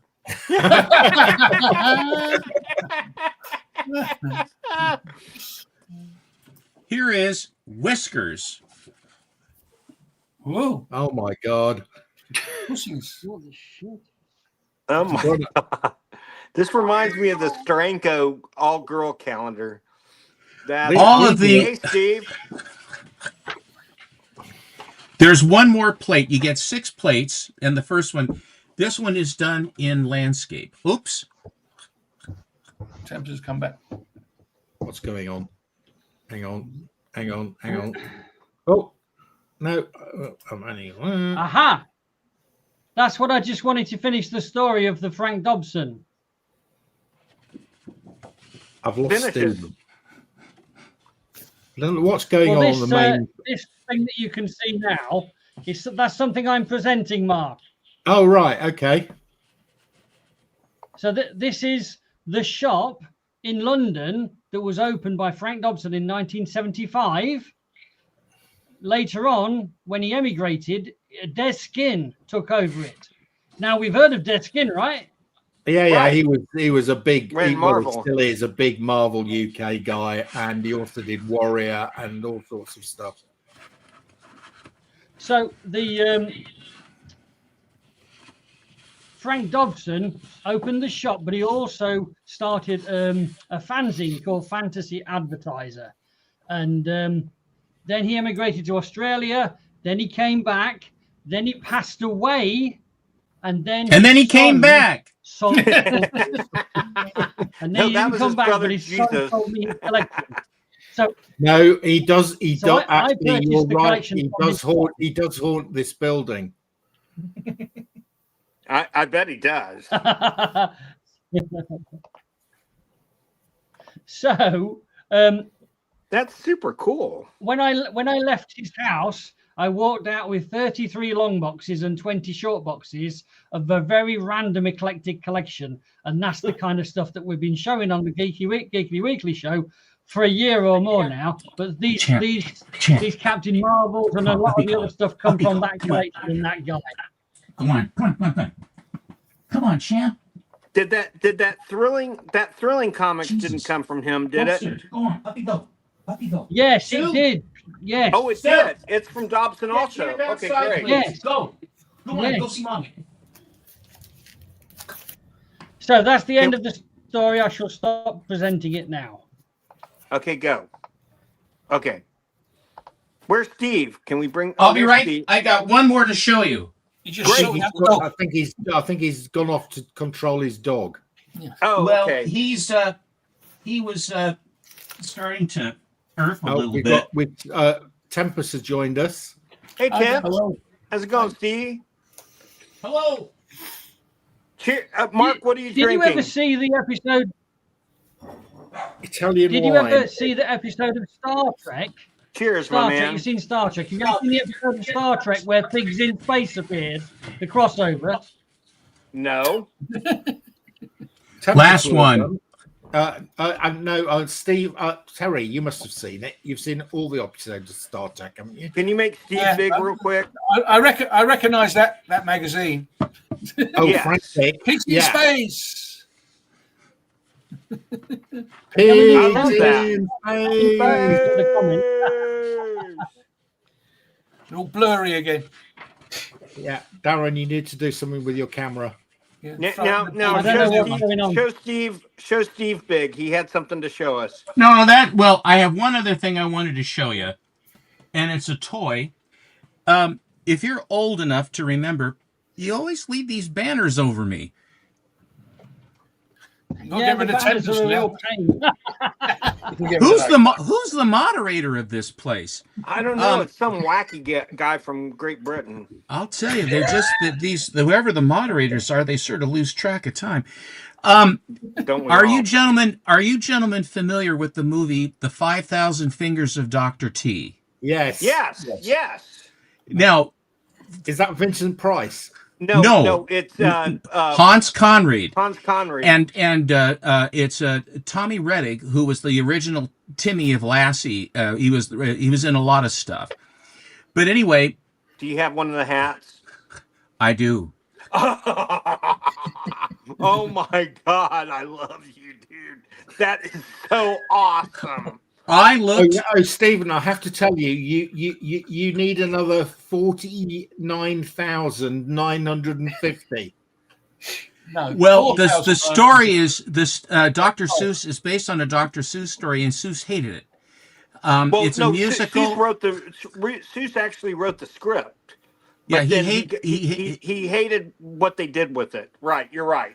And but it is so surreal, and Hans Conried plays it, and it's this giant piano, and they're all. It's a little kid falling asleep on his piano doing his scales. Is the story, and Dr. Terwilliger is his name, and it is the most. It's really badass. It was made in 1953, just like I was, and. I saw it in grade school in a cafeteria, the movie for the first time, where they set up the screen and everything else, and they had speakers, and it was the creepiest movie. But it's so bizarre. Isn't it amazing? All the kids, I've never seen it on the big screen. I'm very jealous of you right now. And this was they all wore these hats, with the kind of that have the point that kind of come down like this. This hat came from a guy, I think it was somewhere in the Midwest. Is that a beanie? Would you call that a beanie? It is a beanie. Look and it fits. Oh my God! Look at that! So, oh my God! First of all, it's better than that that Justice League hat. Oh no, Legion of Superheroes. Also, I love that more than you know, dude. That could act as a sexual stimulant. What could? Boy, you guys in England are so creepy. They're Randy. You started it. You showed the hat. The original French. That is true. Mea culpa. But anyway, all the filthy funny books and stuff. But I have an awful lot of stuff has accumulated, and I have to bounce, but I wanted to say thank you very much for having me on. It was a pleasure, and I will try to become Geekly Weekly. You need to be Geekly Weekly, Steve. Can you do me a favor? Before you bounce, I have a cover of Mad that you will not appreciate and have probably never seen. You're right. I can't see it. What is it? It looks like Coronation. Your camera's really bad. But Hilda Ogden. So, Steve, I was just going to ask you, once Darren's done. Got Len Fairclough. Darren, your camera is really bad. We can hardly see it. It is. So, Steve, I was going to ask you. I got my laptop this weekend. It may be broken. Your laptop has been attacked by orcs. Now you've got rid of the orcs. You need to sort out the laptop. You look like Minecraft. Sorry, but Steve, I was going to ask you, if you don't mind, can we swap phone numbers through Mark? Sure. Okay, great. Because I'd love to talk to you about more stuff and stuff I have coming down the pike of books I'm writing on comic history, and I'd love your input. Fair enough. Great. All right, gentlemen. Have a good night, man. It's been a pleasure. I will say to you, good afternoon. Good afternoon. Good Or afternoon. or I should say, good afternoon. Right. So, Mr. Tempest from Mars, you've been threatening to show us some of your action figures. The crowd goes wild. Well, I'm not really going to bore you with action figures. Oh, okay. I'm going to bore you with books about action figures instead. Books about action figures. And other backyard heroes. There you go. G.I. Joe, another backyard hero. It's a book about action figures for G.I. Joe. It's a book about real American hero. There's action figures of the 1980s. Right. So this has dropped to a new level of geekiness. I mean, you've got to know what you're looking for, haven't you? Yeah, I love this. Indeed. This is great stuff. Peter Triple G would love those. Comic book hero toys. Is that the thing? Yeah. What's that? What is that? I'm sure it's put it out a bit so we can see the title. But where does that thing come from? I need to know. That's the first time I've ever seen that. Stan Lee's head. Some Hulk stuff in there. Wow, but show me more about that thing. I love that thing. I want to know if I can find it. Where is it? It's here. Sorry, I didn't mean to get freaked out, but I love the thing. What is that? That's amazing. Is that bendable? I guess it says Fun Stuff's 1970s inflatable thing. Inflatable. What the? Inflatable oh my one, god! Bill. Oh my god! I'm. You know me. I'm gonna have to search that out and pay. You are, Bill, because that will be your new inflatable sex doll. No, I don't need one. I actually have a wife. Not easy to find, Lucy. Who I inflate regularly. I shouldn't have said that. Just Sorry, be careful. Blanca. Just be careful of the rocks, Bill. Yeah. The 1960s. Oh, that's a great. Yeah, give it. If you do get one, Bill, give it a good clean before you start blowing it up. Yes, I will. Antiseptically, yes, you're right. Thank you. The unofficial guide to Japanese and international Transformers. Oh, wow. The unofficial guide to Transformers, 1980s to 1990s. It's the whole level of geekdom I've not explored. Yeah, it's an expensive one. The ultimate guide to vintage Star Wars action figures, 1977 to 1985. Okay. There's DC Comics masks. What's that? Wow! Where you can build all these paper masks. Oh, okay. So you can build the masks out of the book, can you? Yeah, that's interesting. They all look. I mean, they look quite smart, to be honest with you. But yeah, well, they are. From taking those apart and building them. You don't want to scare the people of Sheffield too much. Look at that. There's another ultimate guide to vintage Star Wars figures. I've got 2 of those. You can't have There's too a complete many encyclopedia to G.I. Joe. The great American hero. Go, go! And of course, we didn't have G.I. Joe. We had Action Force. Action Force. I mean, that is the niche of the niche. Yeah. Niche Unleashed. There's when I was a kid, Tempest. When I was a kid, Tempest, in about 1980, Battle. There's a comic in the UK, a war comic called Battle. Yeah. Which became Battle Action when it merged with Action. So that makes it about 79, I guess. But then it became Battle Action Force because they started getting invaded by the people who wanted to sell Action Force. And on the front cover of one particular issue was taped one of the Action Force figures.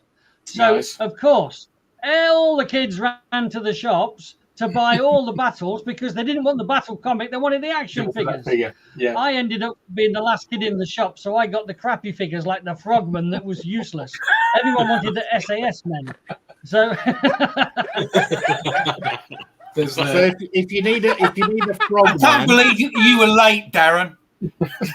I was late. Darren, as usual, you were late to the Frogman party. and the deep sea diver, and all I wanted was the SAS men. I think there's a clue there to your later life, Darren. I think so, yeah. That's what I was alluding to. There's These are great. Star Wars: A Pop-Up Guide to the Galaxy. Oh, I like that. Now that's Is that He's coming out. He's coming right Is that at the me. Rancor? It is. That's right? the Rancor, yeah. Oh no, that I like. There's Oh yeah. That is a huge pop-up book. They normally are not that wide. I have bought some action figures. Last one that you showed was Show cool us some because action his figures. face Come was on. within it, and you could see his face when you didn't fully open it. Yeah, Bill, Just Bill, inside we're looking at books about action figures. Surely that is even more esoteric and sexy. Well, There's, that's true. I don't know about sexy, I'll but censor him, but there's Vitruvian Man. You don't need to censor it. Not the pictures we've just been seeing. Hang on. right. It almost looks. Wait, bring that back for a second. It's Just made 1 second. those So doesn't that pictures are made remind you ideal of the short Leonardo- for Mark later on, haven't they, Mark? That reminds me of the Leonardo da Vinci. Yeah, the Marubian. Peruvian man. The action figure that you never knew. Only you us needed. nerds You would know needed. that. There's Joan Rivers. Who? Oh Joan my Rivers? God, Joan Rivers. She was the queen of late night comedy here. There's I thought that not was a many black people in cat. the UK have got an action figure of Joan Rivers. Yeah. Yeah. There's a Flaming Carrot. That's a wonderful one. Oh, Captain Carrot, Bill. It's the Flaming Carrot. Flaming Carrot. Carrot. Bob Burden, who's a good friend of mine and Phil's. There's a Sasquatch. Oh, I love that. Oh, we have that in BC. The real one. There's That's one of the worst Commodore Chewbaccas Superman. I've ever seen. Is that a Yeti? yeah. Wendigo, is it? I love that. No, that's a Yeti. They're in England. They don't There's have a Wendigos. Robot Santa Claus. Oh, I love that. Oh, Not the Robot- one from Futurama No. that Hang kills on. That's people. the Grinch. There's a zombie Santa Claus. Oh, I love that. Night of the Living Yuletide. This Sorry, is my how does that work? favourite Masters of the Universe figure. And lots of people hated this when it came out because they said it was just a waste of a figure slot. But this is everything I love about action figures. This is a character called Psychop. He's got giant scissor hands. Is that from He-Man? They did when they were doing the classics figures, they did a 30th anniversary line, and they just got random people to design figures. I freaking love that. Yeah, It's I have a not- bunch of those figures. by the See-through way. as well. Yeah, so it's not one of the official figures, but it was just one that they released. One of the new ones. Yeah, and then Additions. lastly, let me go and get this guy because he does hang behind this door. Tempest, there's probably a help group somewhere for you. Well, then we need the help groups for us too, for the comic end of it. There's Oh, my The super marionette. Is that is Rimco? fantastic. I love that. That is a Thunderbird Superman. Yes, Mr. Where- Tracy. where- I'd be happy to help your son. Hanging in a window somewhere, is all faded on his. I think he's got the same head as the Mego figure. Yeah. Or Mego, as you guys say in America. Migo. Virgil, Yeah. where is the crisis? Now is that Rimco? No, I don't think it is. Okay, because they made marionettes. That's why they also made a Batman. Maybe it's made by the same company that did the Stingray program. Yeah. Well, no, that's what we were talking about. It definitely looks like It looks like that. Gary It does look Anderson. like that. Yeah. Yeah. Her big Oh, yeah. line. He's really getting out the good stuff tonight. Hey, Tempest, inside those books, has anybody actually ticked anything? Are they No, they're all as if they were brand new. But I did. Virgin, yeah? I used, because at one point I just thought I was going to get some GI Joe stuff, and you never did.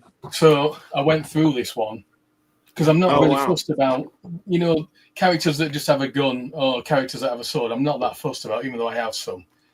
But the crazy looking ones, so with the scissor hands, I'll have stuff like that. So I bought this and I went through it and I picked out all the crazier looking ones and I went and tracked them all down. Yeah. So I did actually use this to collect GI Joe stuff. You've got a serious problem, mate. I have, yeah. Yeah, says Mark, whose wife thinks he has a serious problem with comics. Oh, Radine. Yeah, my kid brothers have those. I used to own that one. Oh, you don't have the middle missile, though. You need it. It's around somewhere. Oh, you've been shooting it off again, huh? There's the other one. And he's not in the best of condition. But I'm having so much fun today. This is one of my favorite episodes. I love that. Is he missing? Is he missing a hand? He didn't come with his hand, but I've got a replacement one for him. Oh, good. And do the tongue. Do the tongue. Bring him back and do the tongue. Well, he's missing his, like a lot of them, he is missing his thing off the back, but his tongue does. Does his tongue come out? Does yeah. It's supposed to be his radioactive breath or flame. Okay. Yeah, it's a flame, not a tongue, really. And then just one last thing. There's a giant Megatron. Oh my gosh, that's amazing. That is amazing. That's huge. Well, so unfortunately, you've shown some amazing action figure stuff there, and we have no watchers who are interested in action figures. That's okay. They'll come to us when you edit it's sort of like if we build it, they will come. Yes, I think so. Well, that's right. So I showed up. Do you have those Mobius Highlander figures? No, I didn't. No, I never picked any of those up. I have those. You still never okay, won. Darren's doing Is that what you think of my stuff, Darren? Yes. Darren, have you seen the recent version that they redid that cover, and it's got 6 fingers and it says "The Dawn of AI"? It's great. It's the Second Doctor. I love that one. Patrick Troughton. Mark, quick question for you. Troughton. Yeah. Mark, how far do you want your UK Mad collection to go? I'm only doing. I am only interested in pre-decimalization copies. Even if I had 110 consecutive issues, you would be interested or not? What date are they from? Well, they start. I don't know. What's the date? I have no date on these, but it starts at 15p. There's a 12.5p. It went down, and it goes up to 45p. Goes up to May 1982. Yeah, possibly. I mean, that's too late for you, Mark. Yeah. 82. Yeah. Not at the price I'd sell him for. It's not. No, I just know what he likes. We know each other these days. I know all y'all kinda. I've got Thought Bubble in a few weeks' time, Darren. On my way back, I might drop in and annoy you again. He would love that. You're thoroughly welcome. Is my camera better? Yes. When you're not showing us anything, it's fine. You don't look like you don't look like you're in Minecraft anymore. That? Yep. Yes, that's much better. That's quite good. Yes, that's beautiful. Yeah, that's an American one, isn't it? $1. Right. So I rebooted my laptop and I rebooted my phone, which provides the internet. Yeah, gotcha. You've eliminated. Total reboot. Well, I'm in the Rocky Mountains. I could have something to do with the signal. Hey, well, what I want to know is why do you have two pairs of glasses Oh, on by the at way, one where's time? Lyle gone? He's right Oh, there. there he is. Because So one of them is my gentle glasses and the other one is my grading glasses. Oh, But I just wanted to gotcha. say that when Lyle, we did a big tangent that's lasted about 40 minutes. When Lyle held up Sad Sack and then we went off on this tangent, we should come back to Lyle, which it looks like we are doing. yeah, you mean this one here? Yes. Yes. That's the one. Well, I was at a yard sale that we had here earlier this spring, and this fella had a whole bunch of British newspapers, and so I'd taken a picture of it and sent it to Mark, because he's the only gentleman I knew at the time from the UK, and he told me that this one was particularly rare. Oh, nice. That's what I was talking about last night, Lyle. Right, from number 2 from 1960. It's terrific. It lasted That's 46 cracker. issues, I think, and it combined into 43 fantastic. issues, yes. Yeah, so it combined into fantastic then. And then there was another one that I bought from a seller here in the Prairie Provinces that was from the UK, and it was called Mickey Mouse Weekly Comics. It had a price of 2.5D. Yeah. And it was volume 6, number 287 from August 2nd of 1941. And it was the first appearance of Bambi right here. Wow. That is rare. That's lovely, isn't it? Well, I was on one of the fellas' show not long ago, and he asked me how rare it was. I said, well, I've never seen another one. He No, said, I've never seen another one either. What do you think it's worth? I'm like, I don't know. That's the type of thing it's just completely, Right. there's probably 2 or 3 somewhere. I probably paid about just over 60 Canadian, which is, I think, what, $30. Yeah, British because pounds. nobody knows what they are, and I mean, to be honest, nobody knows what they are, and so nobody's going to pay more than that. But Right. but in reality, they're to a collector, they're Yeah, that's why I picked it up. Yeah. I didn't dig out very much because I wasn't sure if you were going to get me on, but I just wanted to thank everybody for allowing me to come on your show. And, Wow, you're always welcome. You're a real breath of fresh air for us today, and we even like Canucks on this show. well, that's great So, because I wasn't born in the UK, but my father was, and the rest of the family before that. But it's great. I always seem So to you're have a first connection with the generation. UK. Pardon? You're first generation Canadian. First generation Canadian, yes. That's awesome. Yeah, because on my father's side, they were from Maidstone and Kent area. Kent, yeah. Oh wow, Kent. Right. That isn't that the town that's mentioned in Werewolves of London? Could very Mark? well be. What do you mean, American Werewolf in London? No. The song "Werewolves of London" by Warren Zevon. A certain gent who came from Kent or something like that, or a That certain sounds hairy, like a limerick to me. a certain hairy gent who happened to come from Kent. Oh, Yeah. Werewolves of London. Okay, thank you. My oldest one is it's called Nick Carter Detective Library. There were in newspaper inserts. This one was from August 8th of 1891. Whoa, Nick Carter. that's Oh nice. my God. That is Wow. very rare. Was that? I Was mean, that 1891. I picked it up for peanuts. They originally, this was the first one, volume 1, number 1 from 1891 as the run, because it went from 1891 to 1922. Wow. They tried an earlier version of this in 1886, but I didn't dig it out. But I do have an issue from 1887. Wow. I think How much was that? A cent? Was that 1 cent, Lyle? Pardon? It says Price. it is 5 cents. 5 cents. Yeah, I couldn't say. Yeah, 5 cents cents. from, and the publisher was Street and Smith. Yes. Do you have any Spring Heel Jack appearances from earlier than that? I do not. Okay, he basically is what became Batman. The only other issue that I have of this one is from 1910. Wow. They did That's amazing. 922 issues of this. But it came out weekly, I suppose. Then. That's Yeah, amazing. and the problem, it's like that we get things like that in the UK as well. Right. And the problem is nobody appreciates them anymore, so they are ridiculously cheap.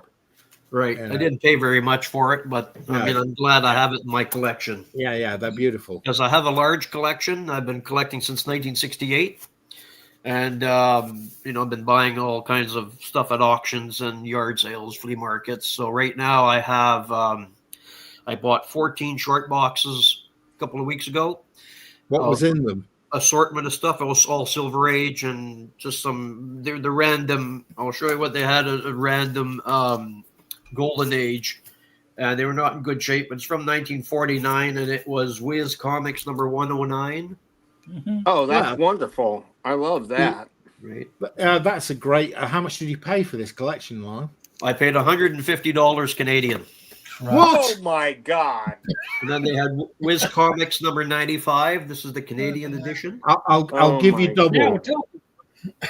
And pay shipping. Dude, today has to be our biggest Captain Marvel episode ever. And this one here is it's also a Canadian edition from Anglo American from 1948, and it's Whiz Comics number 97. Oh, that's wonderful. That was in that. So, Lyle, when you went to buy these, did you have your robber mask on? No, it was an older fella, and his wife had passed away. She was the one that had collected it, and didn't have a clue what it was. I said, "Well, if you give me time to go through them, I'll give you a fair price." He says, "I just want it out of my garage." He says, "I can't park my car in here." I'm like, okay. So I give him $150. He was happy with that. So in my collection, I think you should have charged him to take his rubbish away. Well, that's right. Yes. So in my collection, I have 98 short boxes. I have 90 or 91 Rubbermaid totes full of magazines, and the bulk of the collection, I have 360 long boxes. Show many well, it's just as well you live in a large open space in Canada then. Well, I do. Yeah, I live up in the mountains of British Columbia, and I have like two shipping containers. The one is 53 feet, the other one's 20 feet, and the 53-footer one is just about full, and the other one I just started. So. If you find things like that, it won't be long before.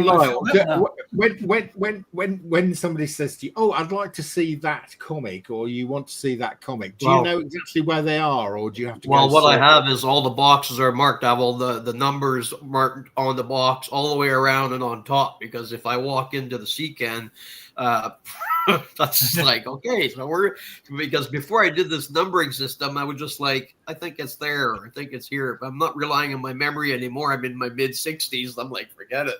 So I had to relist everything. It took me 6 or 8 months to do it all, and I have them built on pressure treated wood that's 4x4s and 2x4s and inside that CCAN, and it's all because the whole collection weighs 55 tons.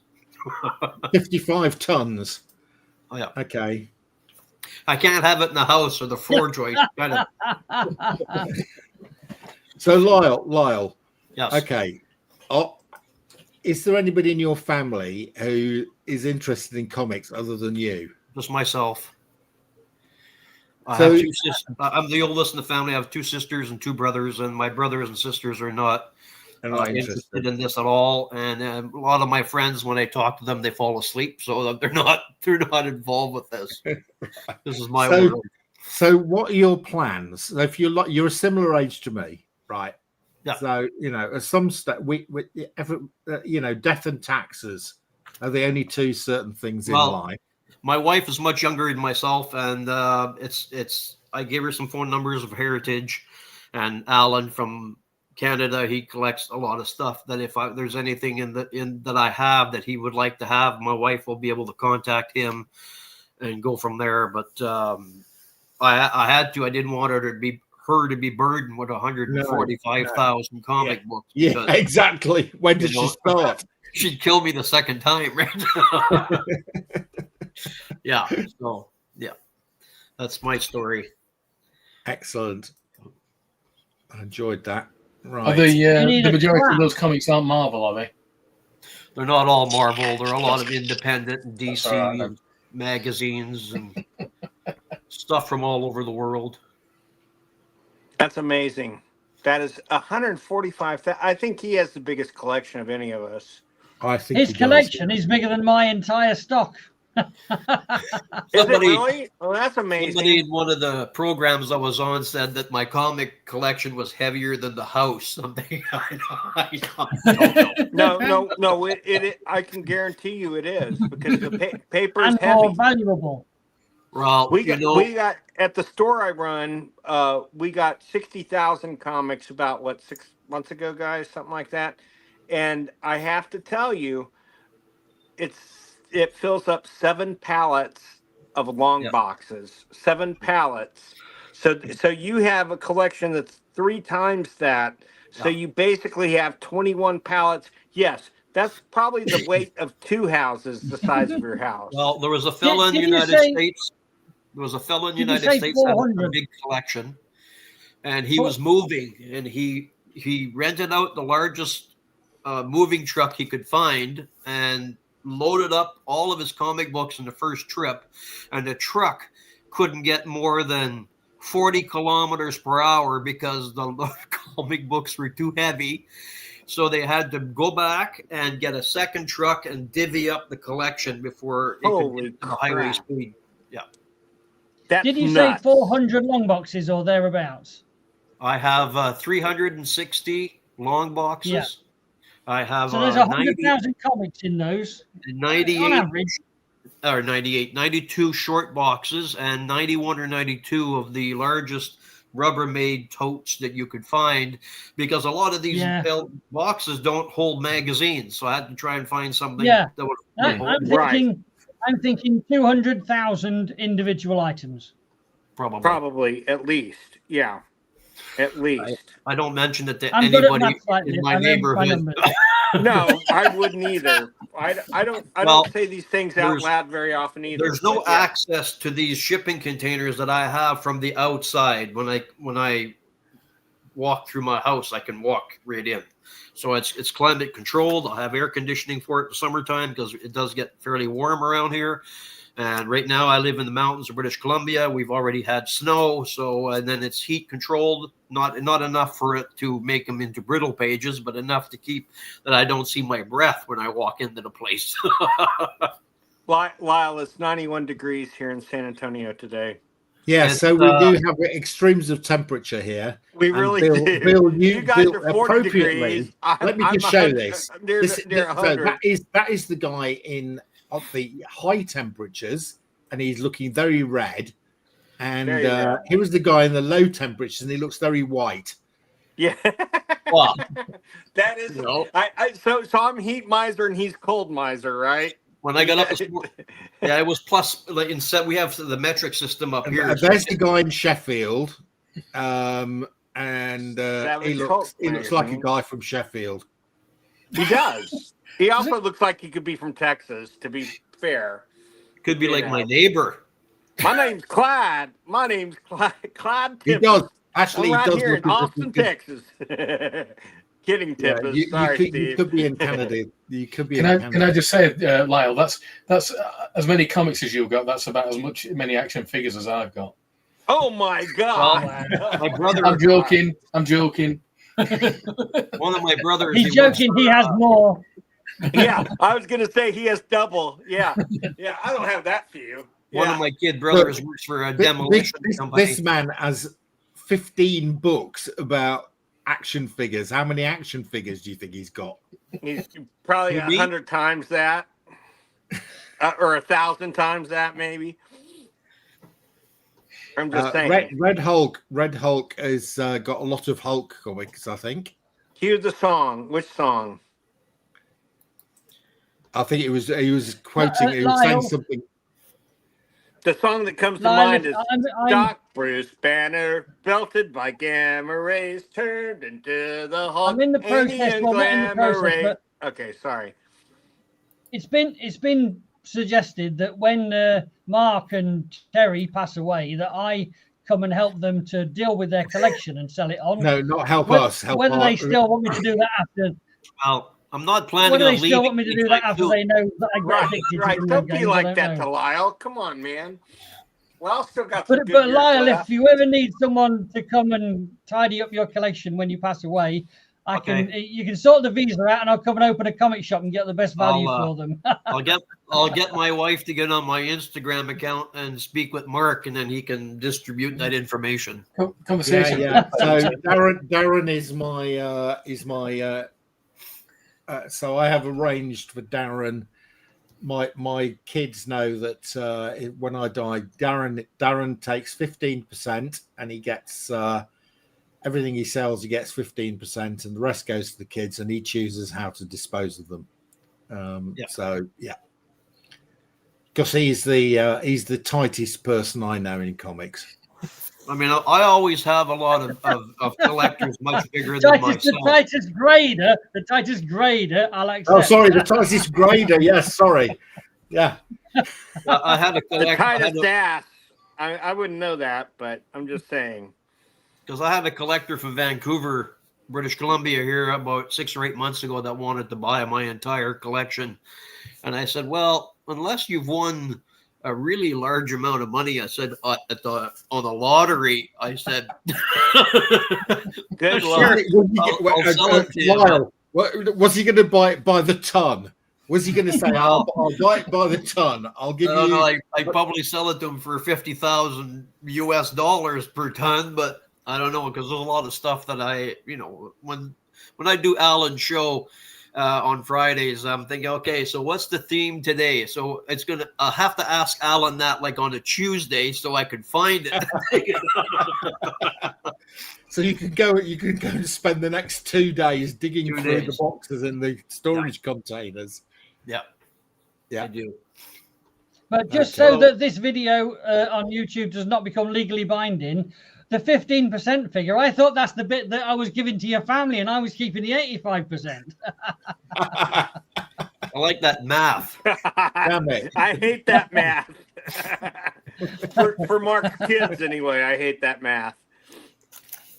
Yeah. Well, right. Yeah. Okay, guys. I think we've just about reached the end of the show. Wait, Darren had something to show real fast. Darren's got something to show. This for Terry. Oh, that's great.